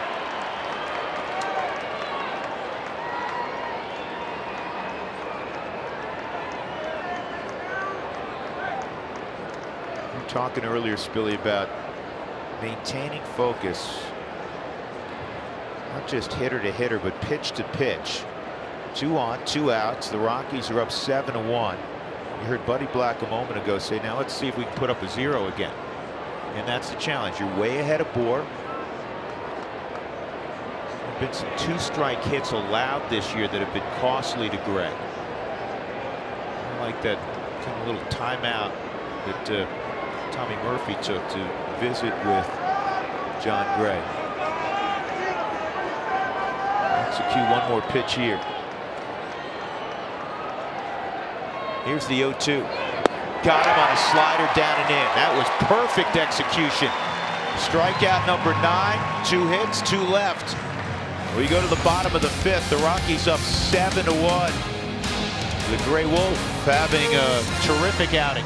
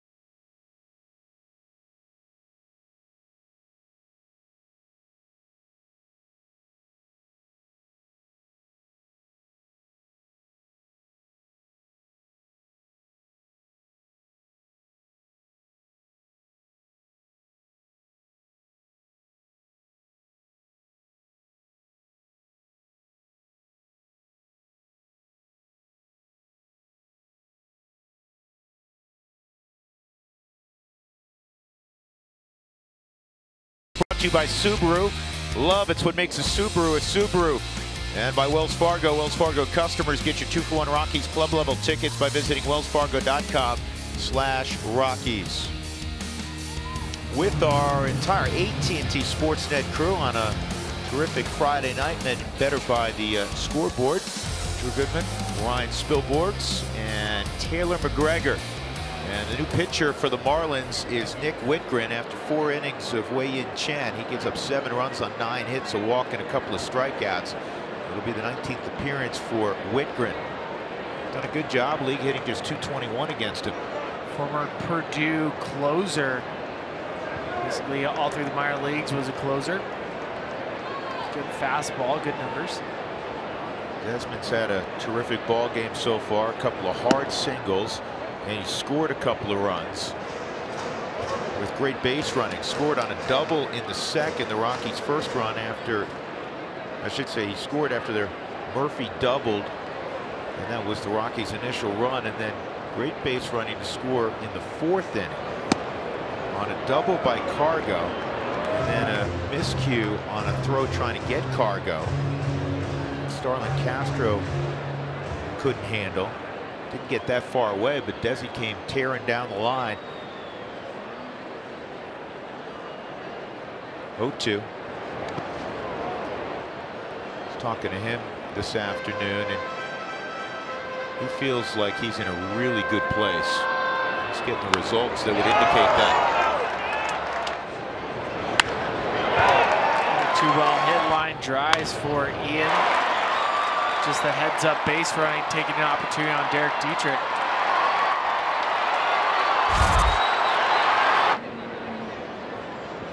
A ball and 2 strikes. And that fastball's wasted. For Nick Whitgren, he just returns now back to the Marlins after coming off the 10-day disabled list for a right middle finger contusion.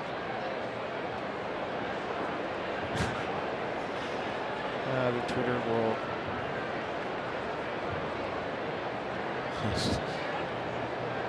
It's a long season, folks. That's all I can say on that particular comment, but good for you for admitting that. Just think about this. Last 30 days for Ian Desmond, 920 OPS. Close to a 400 on-base percentage.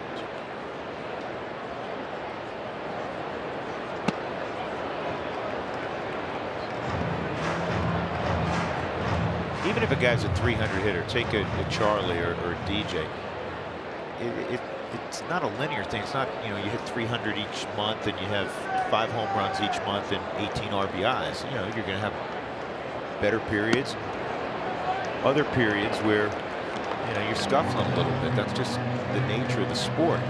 And obviously, nobody's denying he struggled more so the first 4, 5, 6 weeks than he has ever struggled in his career. To his credit, he emerged from the other side. And this time, Whitgren strikes out Desi. 1 out, and that'll bring up Tommy Murphy.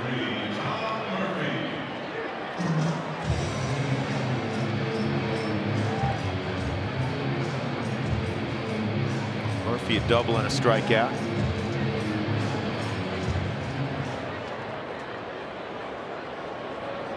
Rockies so far on this homestand 3-1. Lost to Jacob deGrom first game against the Mets, then won 3 straight. 14 of their next 23 are right here at Coors Field.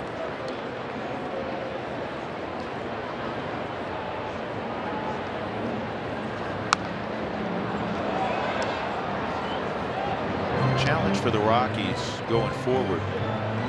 Yes, you have to take care of business at Coors Field.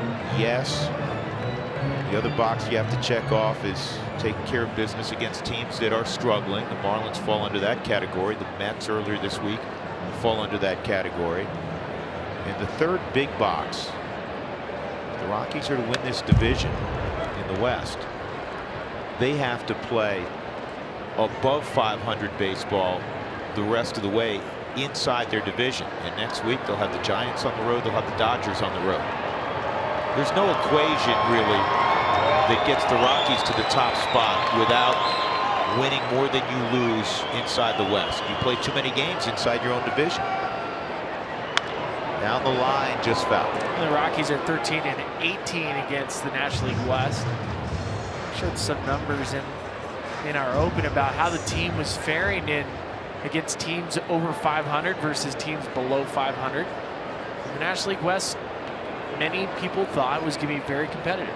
The Giants got better. The Dodgers made it to the World Series, Game 7. And right now, 4.5 games separate the top 4 spots in the NL West. Arizona's in front. Good bat by Murphy going. The Dodgers began the day 2.5 back, the Giants 4 back, and the Rockies 4.5 back. And there's the largest difference in win percentage versus teams over and under 500. And the Rockies last year did a really good job against plus 500 teams. I remember at some point, you know, we showed a graphic last year. It was almost the opposite, where the Rockies were not winning as frequently as you would think against teams that were below 500. 2 outs, Cargo will come up. Catch the best fireworks show in town this summer on July 3rd, courtesy of Lockheed Martin, and July 4th, courtesy of Coca-Cola and King Supers, following the games versus the San Francisco Giants.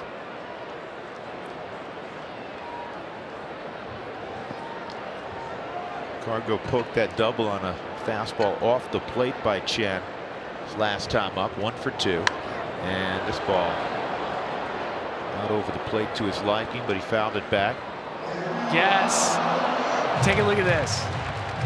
Hopefully we have the guy trying to catch the foul ball in his hat. He not only did he not catch the foul ball, he lost his hat. Not that guy. There's the guy's hat in the back seat. I know that guy right there. That's an old friend of mine, Bruce First. And Bruce got to work on his frisbee throw.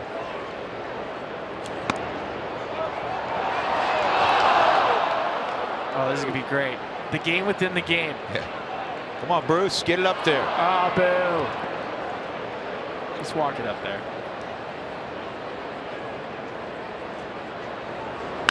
Cargo, ground ball up the middle, base hit. Another multi-hit ball game for Cinco. Got his hat back. How do you get it back? All's well with the world. I'm not sure. I want to know the ending.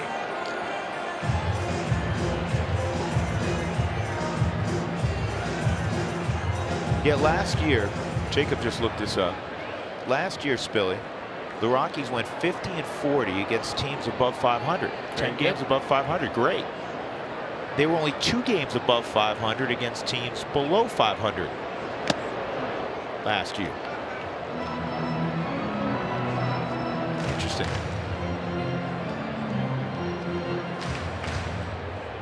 Cuevas set a base hit in that 6-run 4th inning.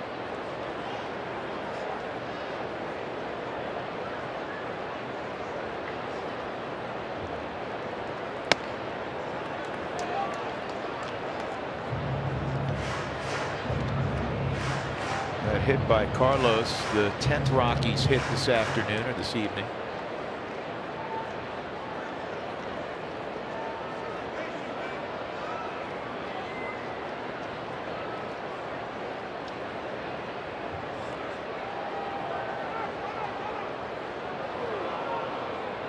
So it's closing in on 8:30. Still plenty light out. Yesterday, summer solstice, longest day of the year. Did you go out at 2 in the morning and have a catch? No, but I have been watching some of the World Cup soccer, and I think, what was it, yesterday was 5 hours of darkness. In Russia? In Russia. One of those cities is very far north in Russia. I'm trying to remember. Did you play in the Alaskan League? I did. That's what I thought. I played in the Midnight Sun game. It was great. Pretty cool, huh? It's awesome. What a weird experience. Good league. It's a great league. Colorado last year. Good friend, former teammate of Jacobs, was the MVP of the Alaskan League last year. Quinn Cotton, who plays at Grand Canyon. He's now in Cape. This ball slammed to deep center field. Grigson going back as the range on the baseball, and Cuevas hits one 400 feet, but it results in an out. Cargo base hit. He's left on. 7-1 Rockies.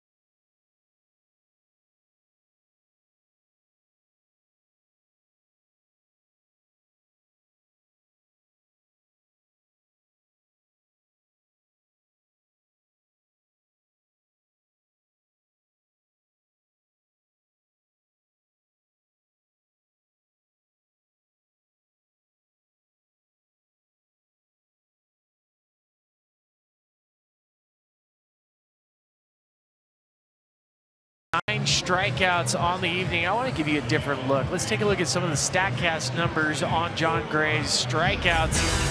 This will be fun if you're at home watching, curious about what Jon Gray's extension is. He averages about 6.2 feet where he releases the baseball. Velocity typically in the mid-80s with his slider. There's a spin rate of about 22,000. 2,200, sorry, Bob. 22,000. 22,000 would be a lot. What would happen there? Earth's access would fall off.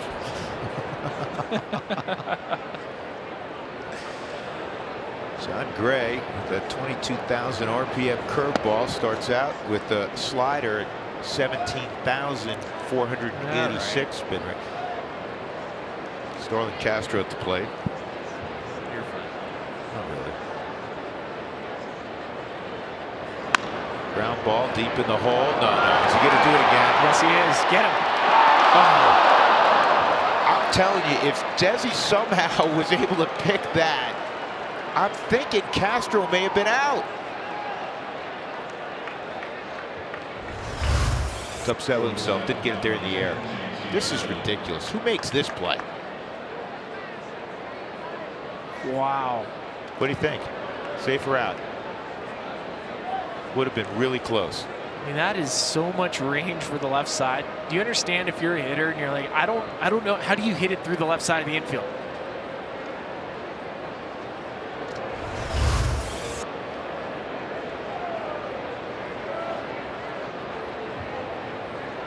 Here's JT Riddle.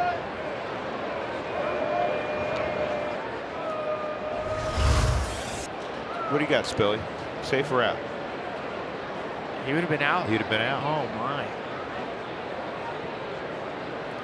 They'd have had to stop the game for a celebration there. They should have done a dog pile at shortstop. If that ball was picked, we're going to stop the game now and celebrate the 3 plays that Story's made. You should. I mean, it basically, it's the death of the rollover through the hole. Like that single is now dead for all right-handed hitters.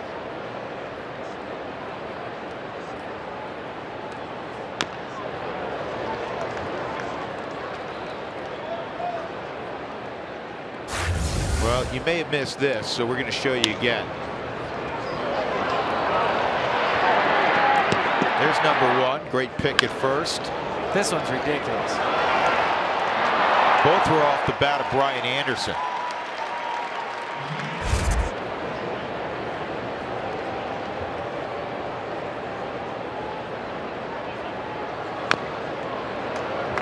Two on Riddle.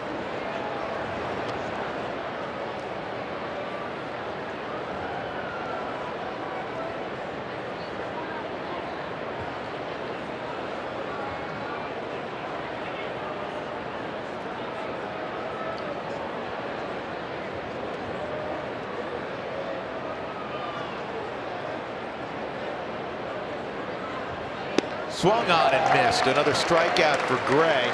That is 10. Jon Gray can rack up the strikeout, especially when he has a good feel for the slider. It's been his best secondary pitch tonight. No, not 22,000 RPMs, probably around 2,200 on the Subaru Supermo. 13th time in his career he has struck out 10 or more in a game.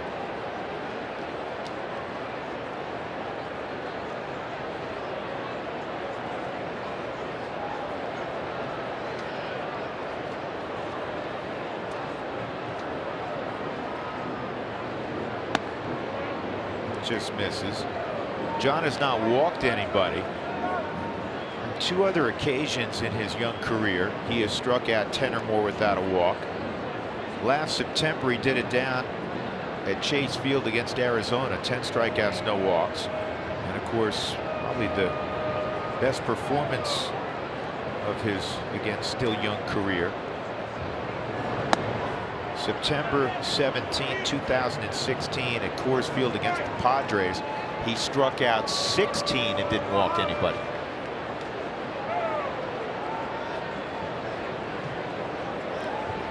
Again, another opportunity for Tom Murphy to just go out there and settle down Jon. Nolan was part of the discussion too.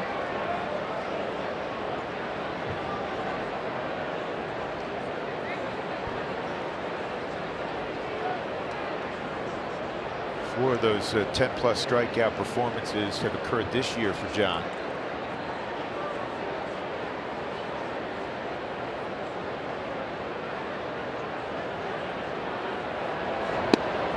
There's a strike.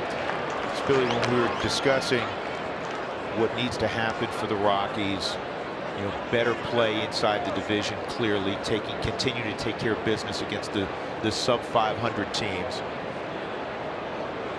Attached to that, you know, the bullpen needs to pitch much better. They understand that. And John Gray needs to pitch consistently like we've seen him do for long stretches. Last year, 13 straight at the end of the season where he allowed 3 runs or less, and become that guy like Kyle Freeland every 5th day where the other team doesn't have great hopes of producing large offensive numbers.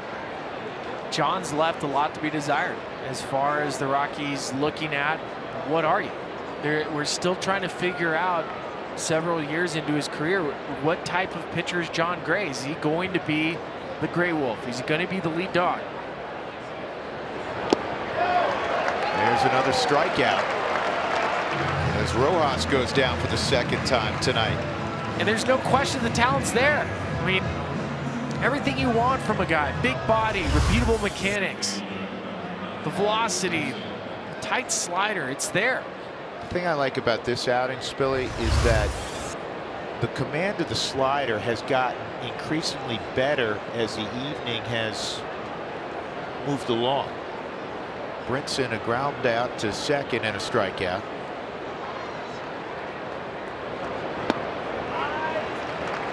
That looks like a changeup or a curveball. One of the two. 90 pitches in for Gray. Let's take a look at what this pitch was. Curveball. And that's going to be a weapon for John too, because it's a lot. It's a bigger variance between velocities with this fastball and the curveball. Doesn't have a true changeup.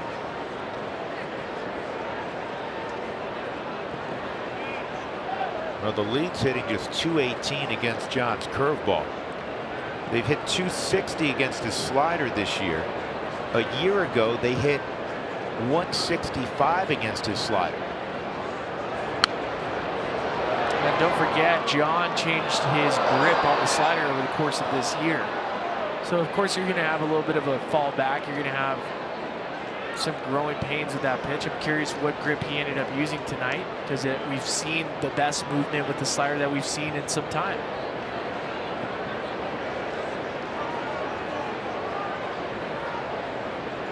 The head shake. That's why you're seeing Tom Murphy. Let's put a little confusion in the mind of Brinson. Here's the 1-2. Slider. See you later. Strikeout number 12 after the Starlin Castro infield hit. 3 more punch outs for Gray. Middle of 6th, the Rockies up 7-1. Gray is throwing a gem.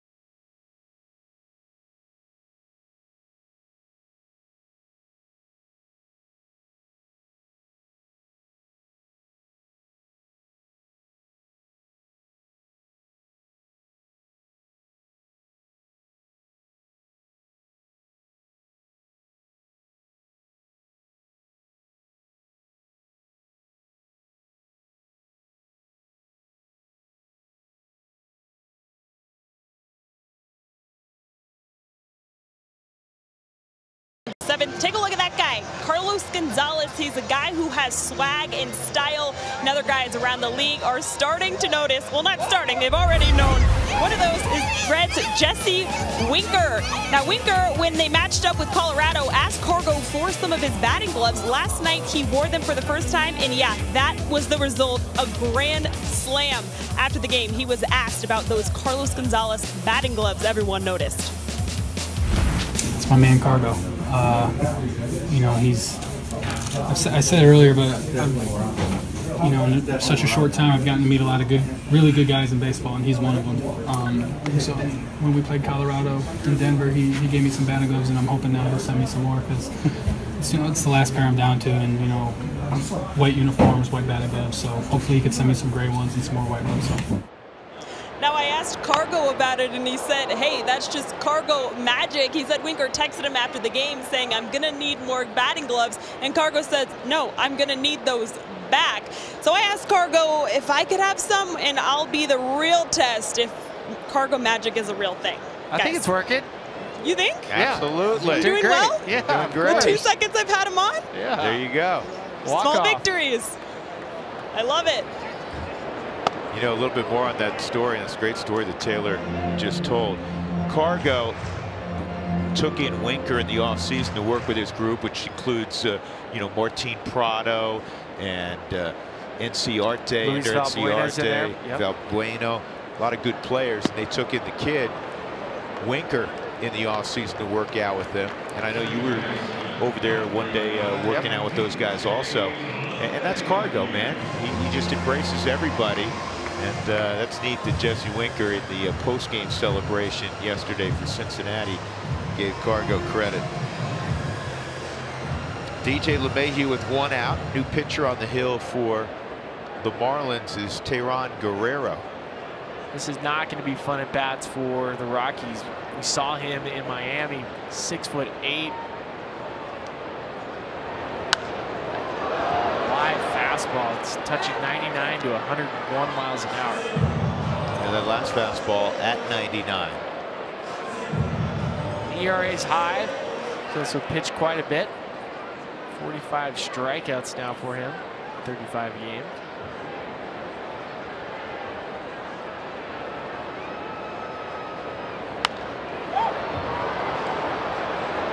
Shallow center. Brinson doesn't see it. Going out. He's forced to make the play. You're right. I don't think Lewis Brinson. Castro's asking, are you going to play today or what? Let's go. He still hasn't seen the baseball. Dusk here in the Mile High City. You played center field at this time of the evening. It could be tough. It's hard to see. Off the bat, pay attention to Lewis Brinson in center field. He doesn't even move. Starlin Castro heading straight out. That's a veteran that you can tell.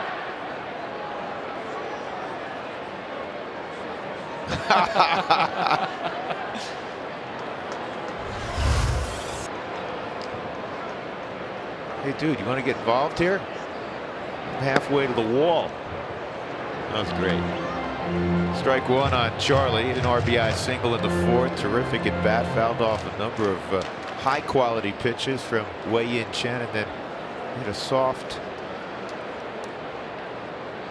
liner, bloop to left center field. See, those are the kind of foul balls he had until he got one in play for the RBI single his last time up.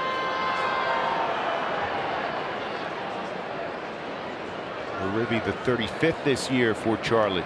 I know it's going through Charlie's mind. It's the bottom of the 6th inning, and you're thinking to yourself, I'm really facing a guy that's throwing 100 miles an hour right now. What's the point of running out the starting pitcher? Charlie turns on this one and hits it into the right field corner. One hop off the wall, and Blackman has a double. Good Charlie. 2 straight quality at bats with 2 strikes, fouling off some tough pitches. Gets a fastball that he can handle middle in. 9th double on the season for Blackman.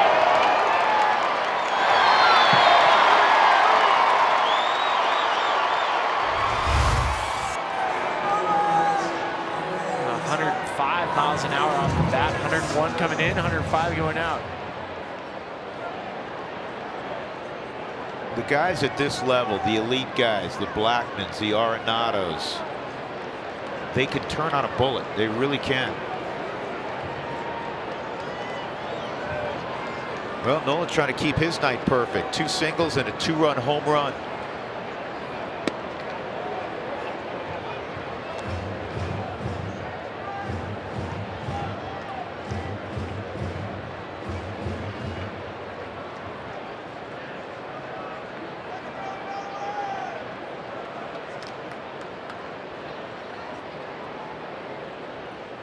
Here's the 0-1.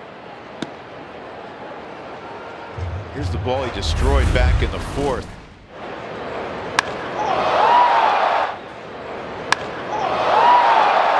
Derek Dietrich in left field never moved, literally.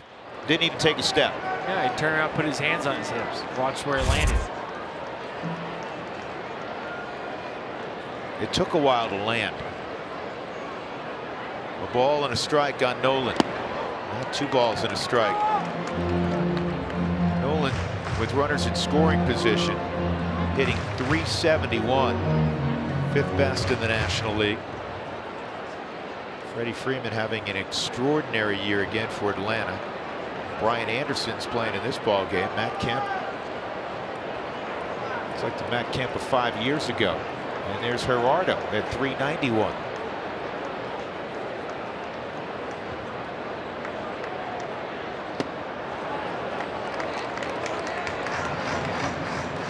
Three balls and a strike.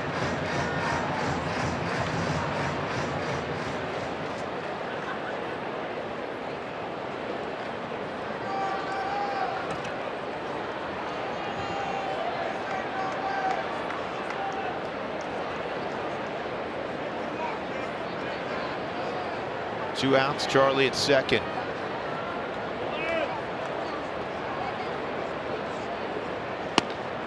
And ball 4. So Nolan will walk down to first base, and Trevor Story will take his turn. Trevor pop out, robbed of a hit on a running catch in left center by Brinson, and a strikeout.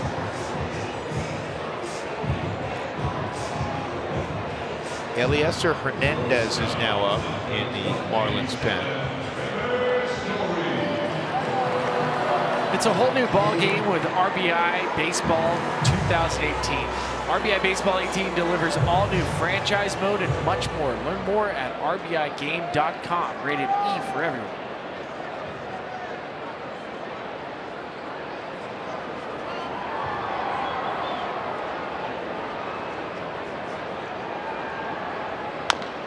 Story bounces this one to the middle of the diamond, and they just did get him. Good play by Riddle. So the Rockies got a double and a walk. They'll leave 2 on. They're up 7-1 as we go to the 7th.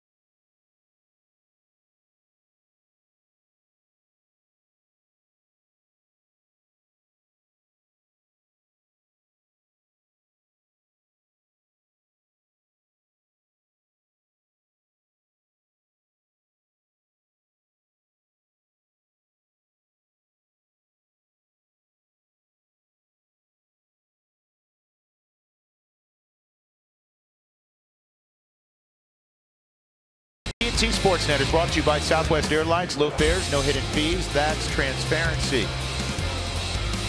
Great crowd again tonight. 35,468 or 44+ thousand here yesterday afternoon. Rockies continue to draw exceptionally well, and they've been treated to a superb performance by the offense and a superb performance by the Gray Wolf. Out there in the 7th inning, his pitch count a little bit above 90, so this figures to be his last inning of work. He has struck out a dozen, has not walked anybody.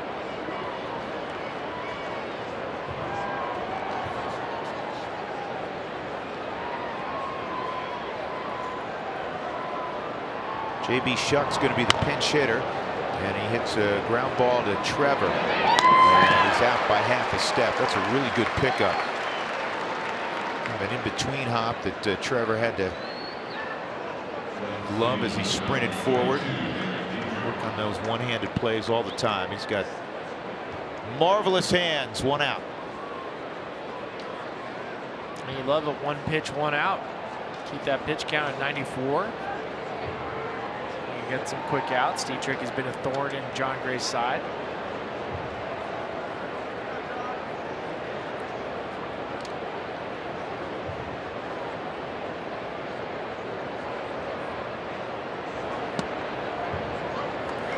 Here's in between innings. Charlie Blackmon ended up at third base waiting for his buddy, the left fielder Derek Dietrich, to run by. They're probably talking about where they're going to have dinner tonight. Is their relationship back in the day with Georgia Tech? Roommates. You may not recognize the one on the left, but Dietrich's the one on the right. That's Charlie Sonsbeard.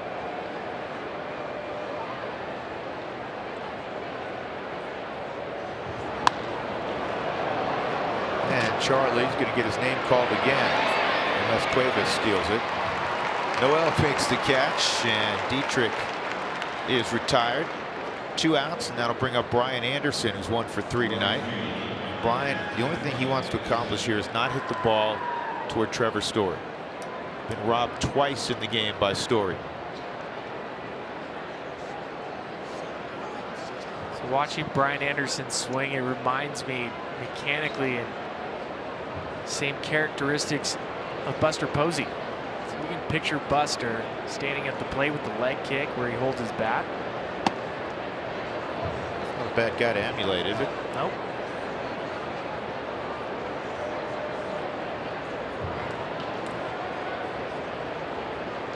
Well, I know you're a fan of WPA, which we'll explain later.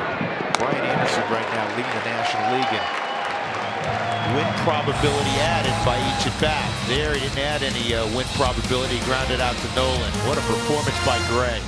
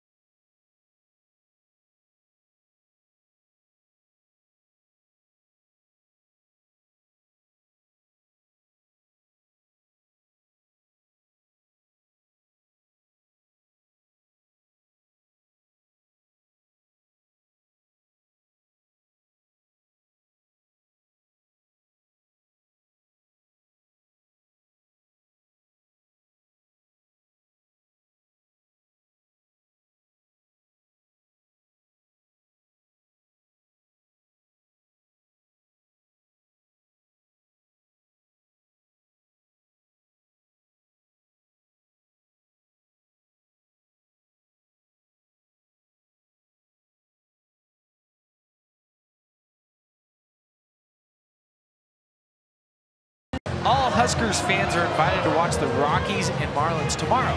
Buy the Nebraska ticket package to get a limited edition. At rockies.com/Nebraska.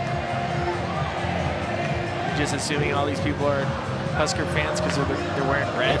Basically, Mike Fox, our terrific director, is finding everybody wearing red. Exactly. And he's making him a Husker fan. Go back to Waldo. Find Waldo again. That lady went to Purdue. The guy before that guy, he went to Harvard. Wearing his crimson. There's no way you wear that outfit and not expect to be on TV. Like, you wore that to be on TV. And Desmond facing Eliezer Hernandez. 2 for 3 and a couple runs scored tonight for Desmond. Some of the numbers on Hernandez. It's like for Donnie Mattingly in this game, with the Rockies up 7-1, everybody's going to get an inning. Buddy Black counseling John Gray. This is the best we've seen John all year. That last inning was a 6-pitch inning. We have him at 99 pitches.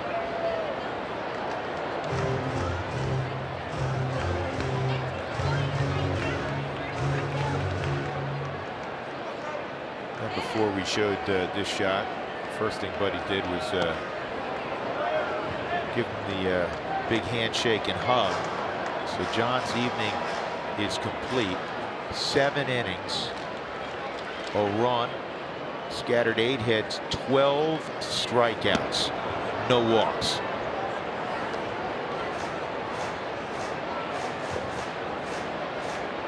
Good for John. It's great. And I think Buddy was taking the opportunity too. 99 pitches, he can easily put him out there for one more inning. But let's end on that good note. Let's make sure you have the results for tonight that you can move forward. There's a walking machine, Ian Desmond. John Gray, the second time in his career, hits a dozen. Getting the high water mark we referenced earlier 2 years ago that Jimmy threw against the Padres in mid-September. John was on his way to doing it against the Rangers. I mean, everything was similar, and then he just couldn't get out of that 6th inning. This is a towering fly ball off the bat of Murphy to deep left center field, and it is going to one hop on the track. Desmond had to wait to see if it was going to be caught, so he'll end up at 3rd.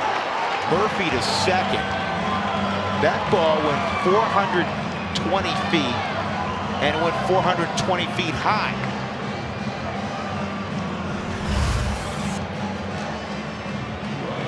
Second double of the night for Tom Murphy, squares it up on the Subaru Supermo. Dietrich giving good chase, but it's into that corner where even as an outfielder, you start giving chase, you start running for a bit, you expect to run out of real estate.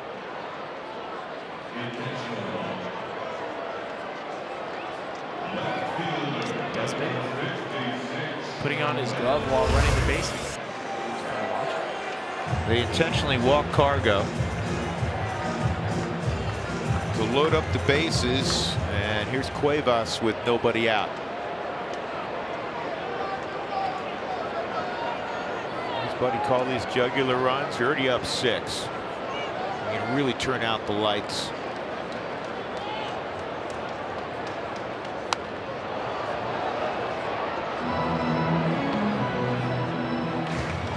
So many guys involved offensively again tonight.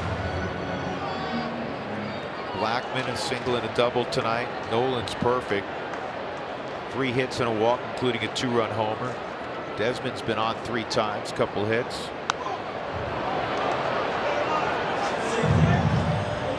2 doubles for Murphy.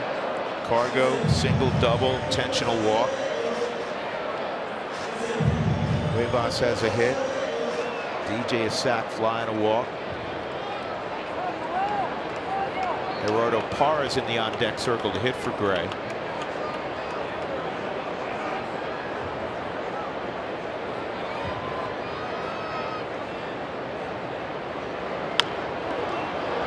is slowly hit to third. They'll get the force on Desmond. One out, bases remain loaded, and here comes Gerardo. 2 strikes. Cuevas just trying to put the ball in play. Let's pick up. The way the ball was hit, the easier play for Rojas at third was to come home.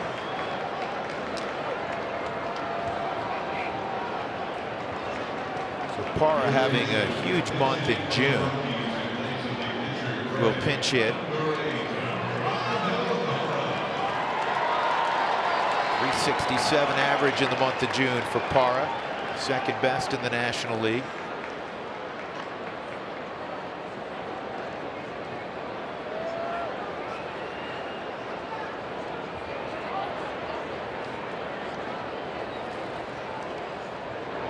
And Parra drives this to deep right, and it is a fair ball. 2 runs is scored. Here comes Cuevas to the plate. A 3-run double. Second time on the homestand, Parra's hit a 3-run double. And the Rockies are in double digits again. They're up 10-1.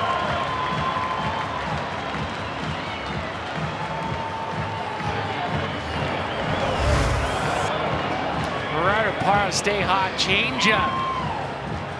Gets it on the Subaru Supermo, and you don't see Parra too often just pull pitches.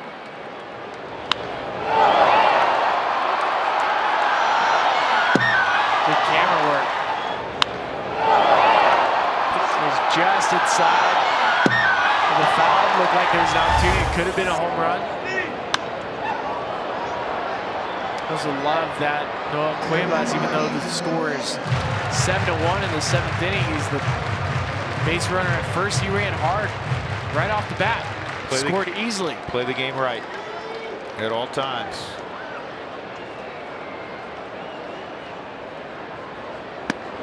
DJ takes low. 1 ball, 1 strike. Parra now with 33 runs batted in. The last 2 years, he's been sensational. Drove in 71 last year, did Gerardo. This ball's hit pretty well to left field. Dietrich makes the catch on the warning track, 2 outs. A little bit toward the end of the bat for DJ, otherwise he would have had his 8th home run of the year.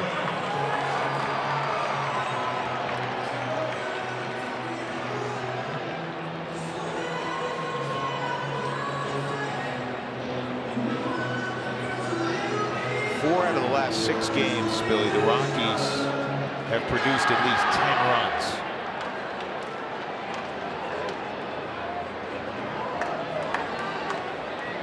And I like the variety in which they've scored tonight.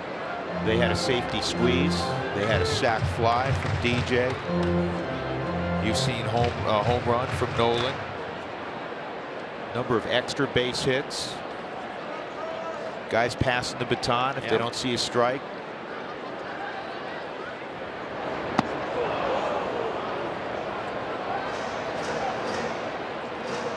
Charlie will take a little bit of a walk and get ready to battle down 2 strikes.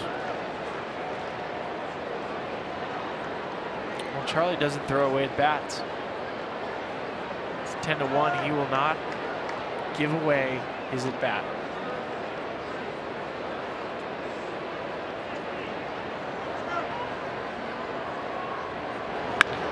This ball toward left center field. Brinson's got a long run. He'll get there. Speed never has a bad day. He's taken a couple hits away from Rockies today, but the Rockies have 10 runs, and their last 3 from Gerardo Parra. Pinch hit double. 10-1 Rockies.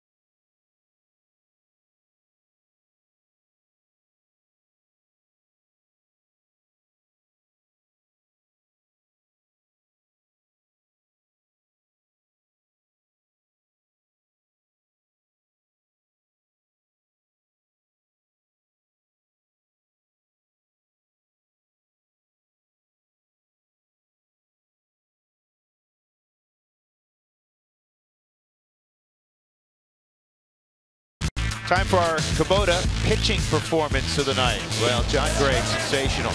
Gave up a second-inning home run to Derek Dietrich. Actually, a third-inning home run to Derek Dietrich. Opposite field. That's it. Scattered 7 other hits, and his stuff was virtually unhittable. 12 strikeouts, nary a walk. 99 pitches over 7 innings.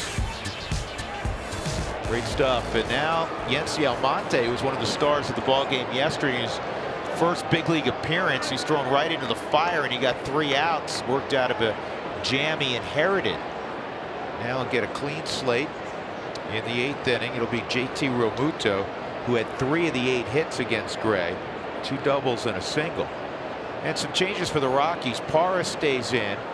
The Rockies will get Charlie Blackmon off his feet for a couple innings, and Noel Cuevas moves to center field.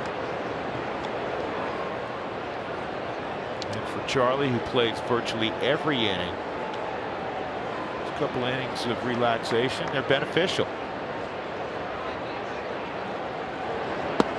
Fastball's low, 2-0. Yency Almonte threw, I think it was a dozen pitches yesterday, and 11 were fastballs. He threw only 1 slider working to Chris Iannetta. Yeah, he came right after people.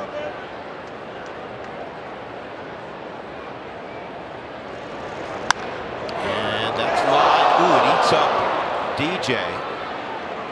And that'll be a hit for Realmuto. He's going to be 4 for 4, I would assume. That's how hard that ball was hit. I think it may have been knuckling also. It probably was knuckle. It's squared up. It's going to be Realmuto's first 4-hit game of the season. He has 8 3-hit games. Looks like it was just knuckling. 106 miles an hour off the bat. You're into all that hit probability stuff. You hit a ball, probably was at 12 degrees at 106 miles an hour. It's a hit 90-something% of the time. Well, actually, you know what? They're calling it an error.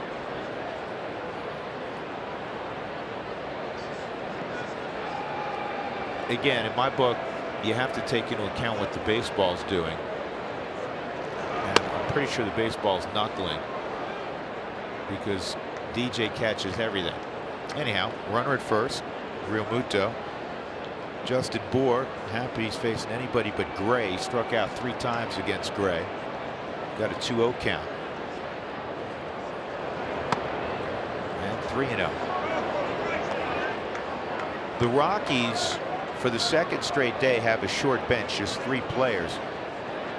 Buddy yesterday said it's probably going to be a 24-hour thing, and that's a walk, because the Rockies just had to have extra arms, because yesterday they had Davis down, they had Ottavino down, they had Shaw down just because of usage. Musgrave was down yesterday, so you needed some protection. And the Rockies decided today to extend that for at least 1 more day. But there'll probably be a move tomorrow.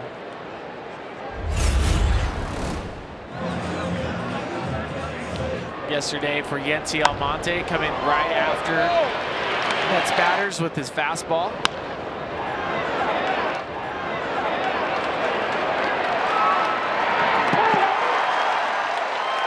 He showed us something yesterday with how he competes on the mound.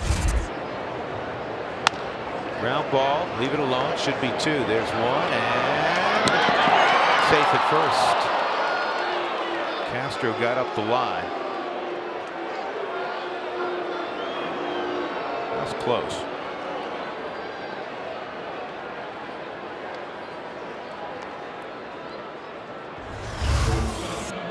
Normally the Rockies turn these double plays. This one a little slow moving. The Subaru Supermo looks like Castro beats it out.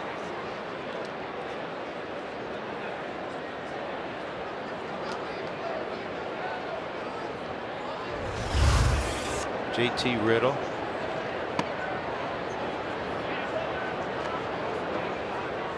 Slider outside, 1-0.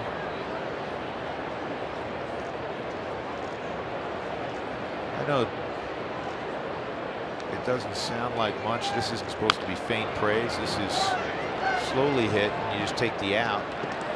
A run score is 10-2. I give Starlin Castro a lot of credit. There's a lot of guys that would just kind of cruise up the line, and that would be a 4-6-3 double play. His team's down by 9 runs in the 8th inning. But he busted it. So when you lead, as we told you in the locker room, and it's a verbal thing inside, when you come out on the field, that's leadership in how you play the game. And that is, you would know better than anybody, that speaks greater than any words you can utter before or after a game. It's a great point. I think when you have players that, regardless of having a losing record, that you go out and you play the game right, you play the game hard. And you think of what Castro's been able to do in the major leagues over his career, he's been a great player. He's been on some very good teams. He's on a Yankees team last year that was enjoyable to watch. And he was part of the Stanton deal. That's why he's in Miami. That's tough. I mean, you talked about it earlier. You go from a team that, you know, is aspiring to win a world championship, and they've played like it the first half of the season, and you go to a rebuilding deal. This is a base hit to center field, and stopping at third base is Castro on the single by Rojas. We'll bring up Brinson.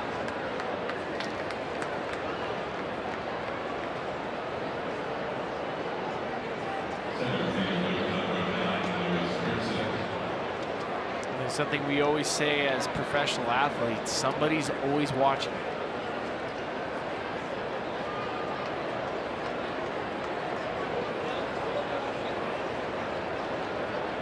Castro's hit above 280 in his career, more than 100 home runs.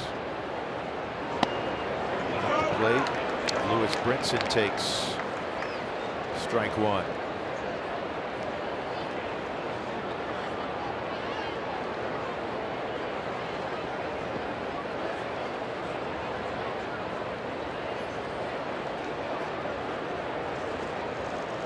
Runner going.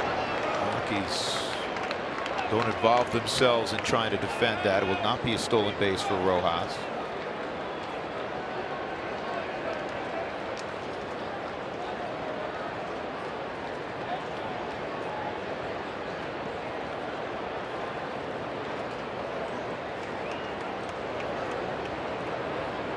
Two strikes on Brinson.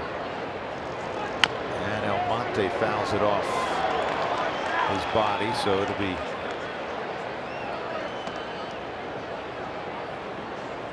another pitch coming up. Yancy Almonte from Miami, Lewis Brinson from Miami. Some great stories about Lewis Brinson from his times growing up playing baseball. His mother, so important in his life, as he lost his father early when he was about 11 years old to lung cancer. Mom really pushed him to play baseball, be good in the classroom. So whenever you hear character and stories from Brinson, to your point earlier about how much the guys within that clubhouse admire him, you understand the people supporting him, you know, from afar, we admire them as well. And it's a great deal because Mom gets to go to the ballpark quite a bit and watch her son play at the highest level. Here's the 1-2.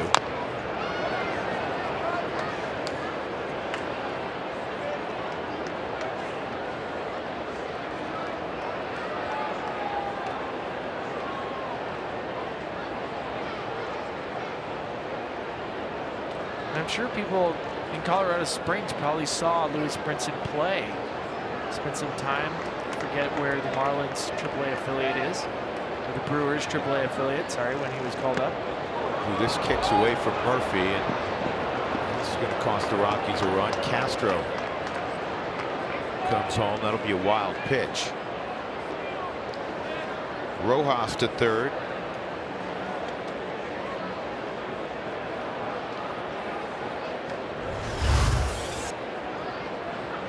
Slider down and away. They're raving about Tom Murphy blocky pitches earlier. This one he's going to look back on and miss one. And there's the strikeout of Brinson on a fastball up and in. A couple of runs in the inning. They were unearned runs, 10-3. The Rockies lead.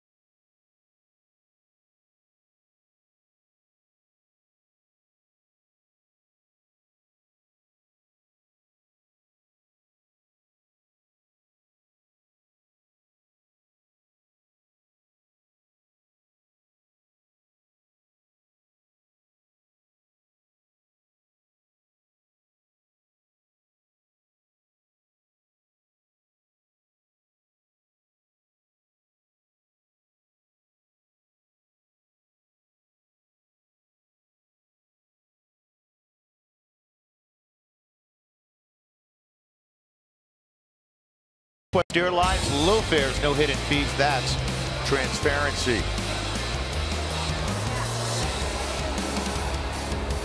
Bustling concourse tonight. The Rockies trying to improve to 4-1 on this homestand. It would be 4 straight victories. They are certainly well on their way. They're up 10-3. Drew Goodman, Ryan Spilborghs, Taylor McGregor. And in the bottom of the 8th inning, it'll be Arenado, Story, and Desmond. And on the mound is Brett Graves, the 25-year-old from St. Charles, Missouri. It's a Rule 5 selection by Miami off of Oakland's roster. And wasn't protected. So minor league numbers for Graves.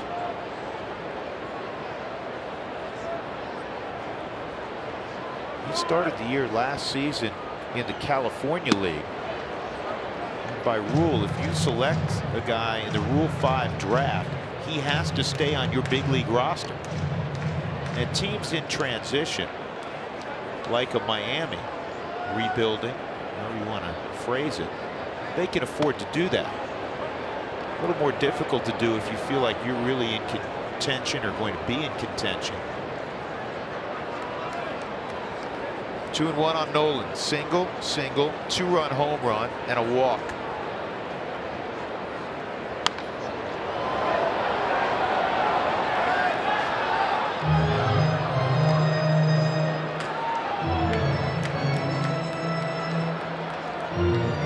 There's many times that you'll see somebody get Rule 5, stay with the major league team the entire season, and then the next year start off the year in AAA. 3-2. Graves played collegiately in Columbia, Missouri, not Columbia, South Carolina.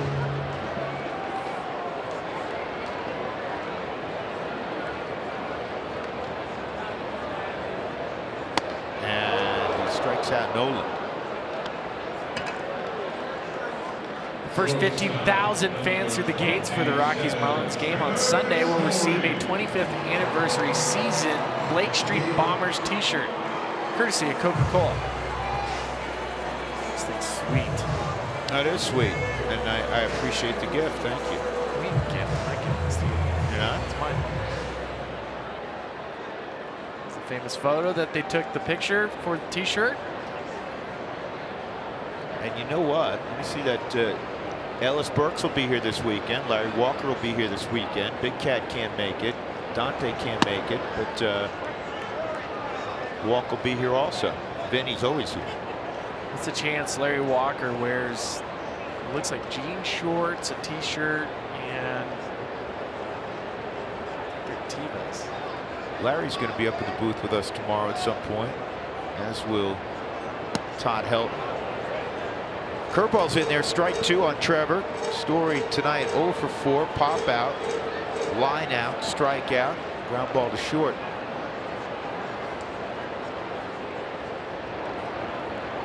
Ten runs, 13 hits for the Rockies this evening. Does Billy make a play? No, can't reach it. I wanted to. The Rockies have really struggled with the Marlins. Last 23 games, the Rockies are 7-16 against the Marlins. Their biggest issues have been down in South Florida. Earlier this year, they lost 2 out of 3 there. They scored 2 runs in the series. They won 1 game, 1-0. As Billy said earlier in the broadcast, one of the 2 runs they scored was on a base hit. Was it Herman? Senzatella. Senzatella with a base hit. So the pitchers produced as much offense as the position players in that 3-game set.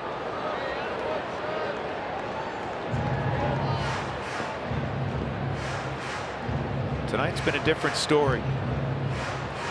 Rockies got 6 runs in the 4th. Got 3 more last inning on a pinch hit, bases loaded double from Gerardo Parra.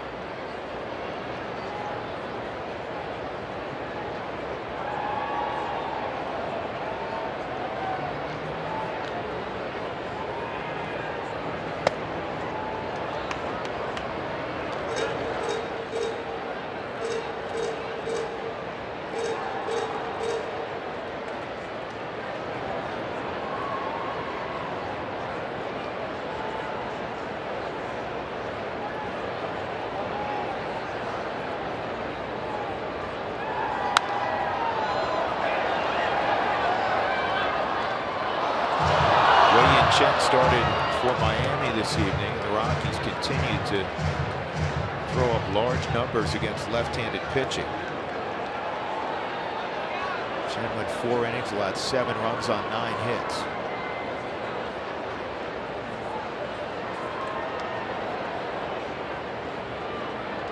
Two-two, and that'll be a double to the corner. Story's first hit of the night.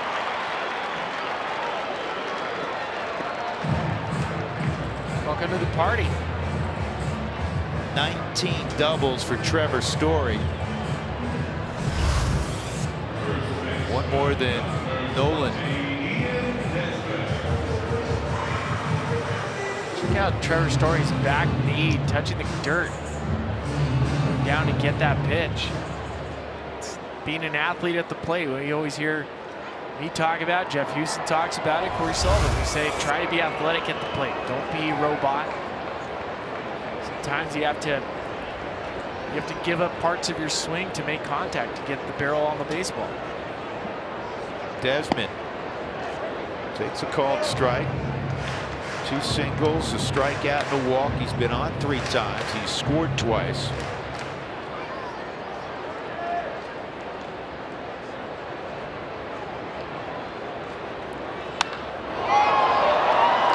Right center field to deep, near the wall. It is caught by Anderson. Story returns to second base. There are 2 outs.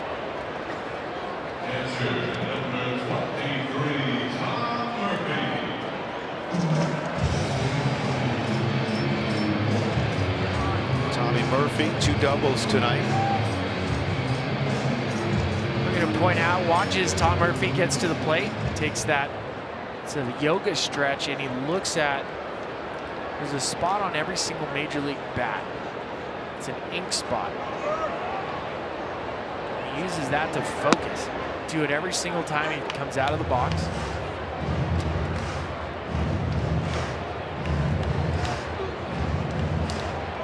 It's part of his pre-pitch preparation prior to getting ready to hit. Clears his mind. Back up the middle, base hit. And Story around third will score the Rockies' 11th run. Sean Murphy's going to keep getting starts because he keeps hitting. He's hitting.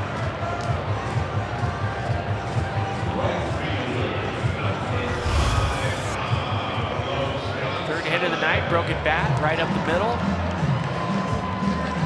Past Graves and Castro.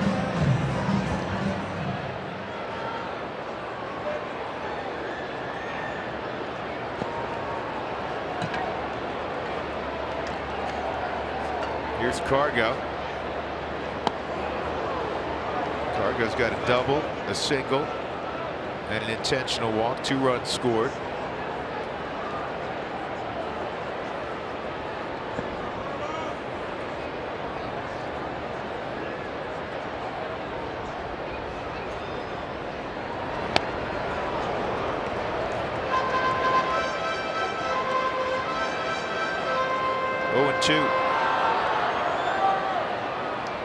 Cargo's got a 6-game hitting streak going.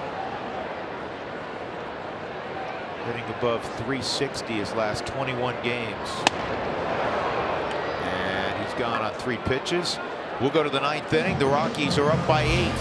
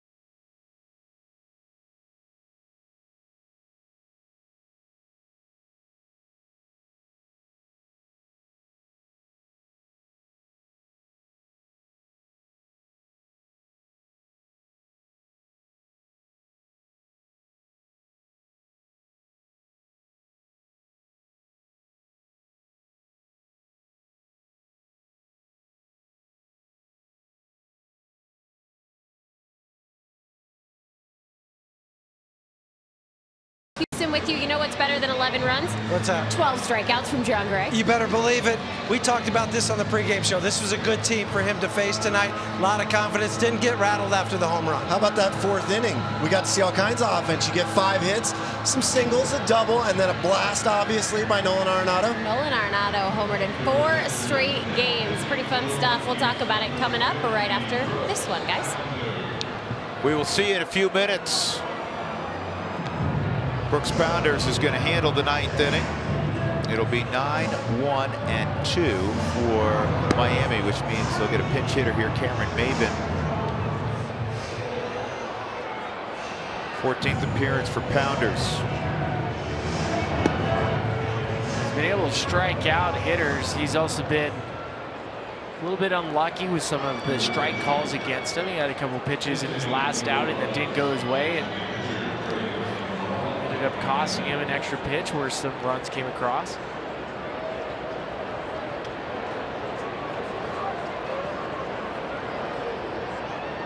Can't stop looking at this Blake Street Bombers t-shirt.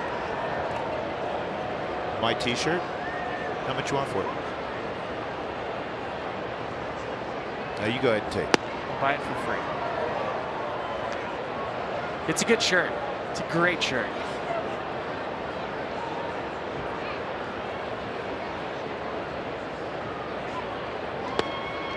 Two 2-0 on Maben. It's good to see Cameron Maben. Cameron, don't forget, and I love the story, it's worth telling every single time. Cameron grew up in Asheville, North Carolina, and oftentimes you'd find him at the ball field with the Asheville Tourist. In fact, Cameron was the bat boy when I was a player. And I've told this story before. I've never been more embarrassed than when he showed up as a 16-year-old hitting the ball so much better than I could. and now he's 23. Well, he's exceptionally close with Darren Holmes. Darren still lives in Asheville. They spent a lot of time together in the offseason. Holmes and Maben. In fact, Darren was telling a story that Cameron called him last offseason. He moved into a new house and wanted help with his man cave. Yeah. Decorating it. Well, he's going to need a spot for his World Series ring. As part of the Houston Astros last year, had a huge stolen base.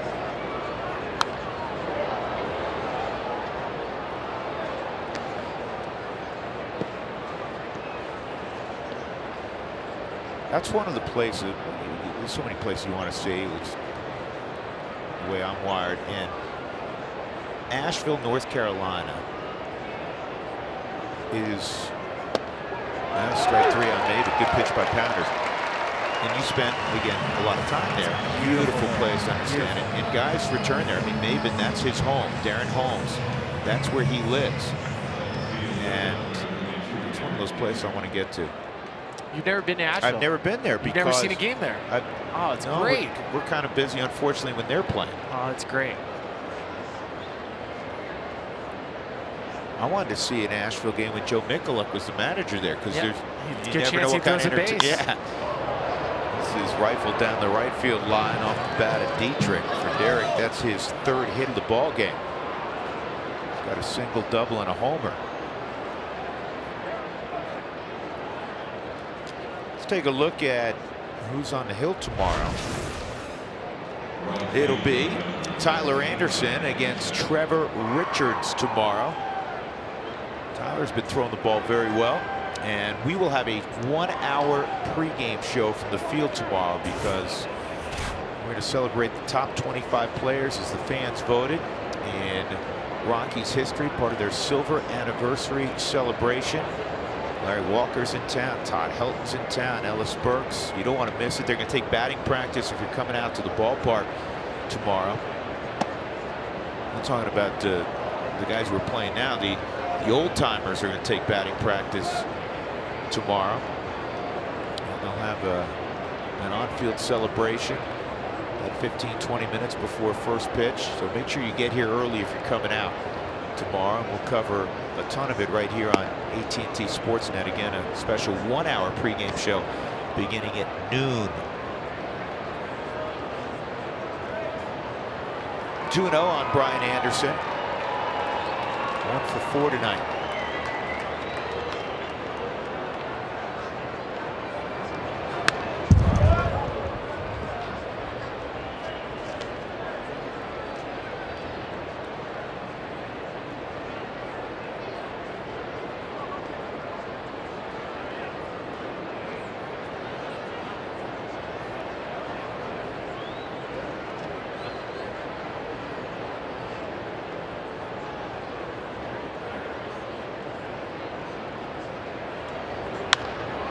To right field, and Cargo makes the catch. It wasn't that easy a play, was it? No, it's a fantastic play. We're giving praise to Starlin Castro for playing the game right. Lopsided game. Cargo. It's important for your pitchers to get through the innings, and you can't have it without the support of good defense. Cargo playing it regardless of what the score is. 2 outs in the 9th. JT Realmuto hit the ball on the nose 4 times tonight. 2 doubles, a single, and a line shot that was knuckling, and DJ couldn't make the catch. DJ was given an error on the play. Could have gone either way.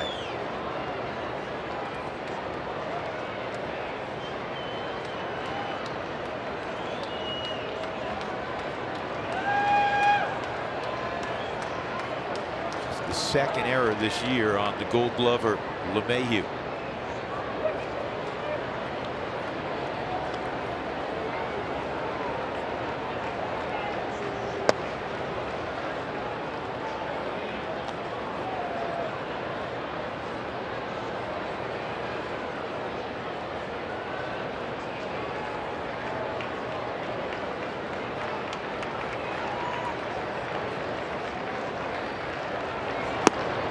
2-1.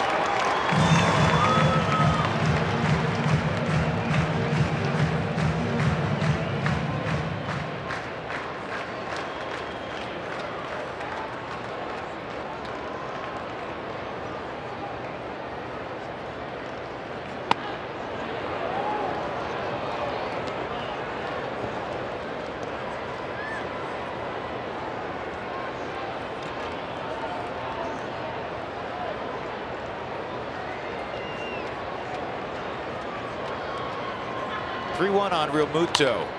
And we'll get a 3-2 pitch.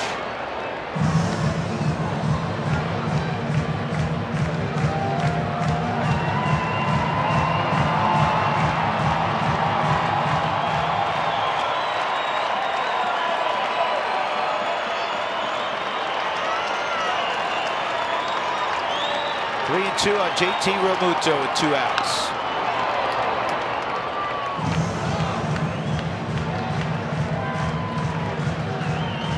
Good game for the Rockies, top to bottom, pitching, defense, offensively. Well, you had that big 6-run inning for the Rockies in the 4th, and John Gray was out of this world good. 7 innings, 12 strikeouts, no walks, not just 1 run. 3-2 again, and once again it's fouled off. I'm very curious to find out if John Gray went back to his old slider grip or if it was the new one and he's starting to feel more comfortable, because that's the most depth of the slider that we've seen this year. Saw him have good strikeout stuff in Texas. Tonight was fantastic. Popped up, right side, foul ground. Desmond has a play, ball game over. Rockies win it 11-3. John Gray gets the victory. 7 terrific innings. He levels his record at 7-7. And the Rockies are back to 500 on the year at 38-38. They've won 4 in a row. 3 more hits for Nolan, including another home run. He's homered in 4 straight. And it's all smiles for the Rockies. It's their first 4-game win streak as well at 20th and Blake. Plenty to do in center field. We get you there right now. Here's Jenny. Winning is fun. There's no doubt about that. I think this was a little Todd Helton magic, by the way. We saw him around the batting cage before the game. He passed it along. Have a big offensive day, fellas. And it was great to see because it was top to bottom, but Nolan, 4 straight home run games for him. And we knew this team would start to click at home. It's taken a little bit longer than we thought, but now they got 4 in a row at home, and they're playing good baseball. Well, we all know who clicked, and that was John Gray. The Gray Wolf back tonight. 12 strikeouts for him. Plenty to do coming up on the Toyota Postgame Show.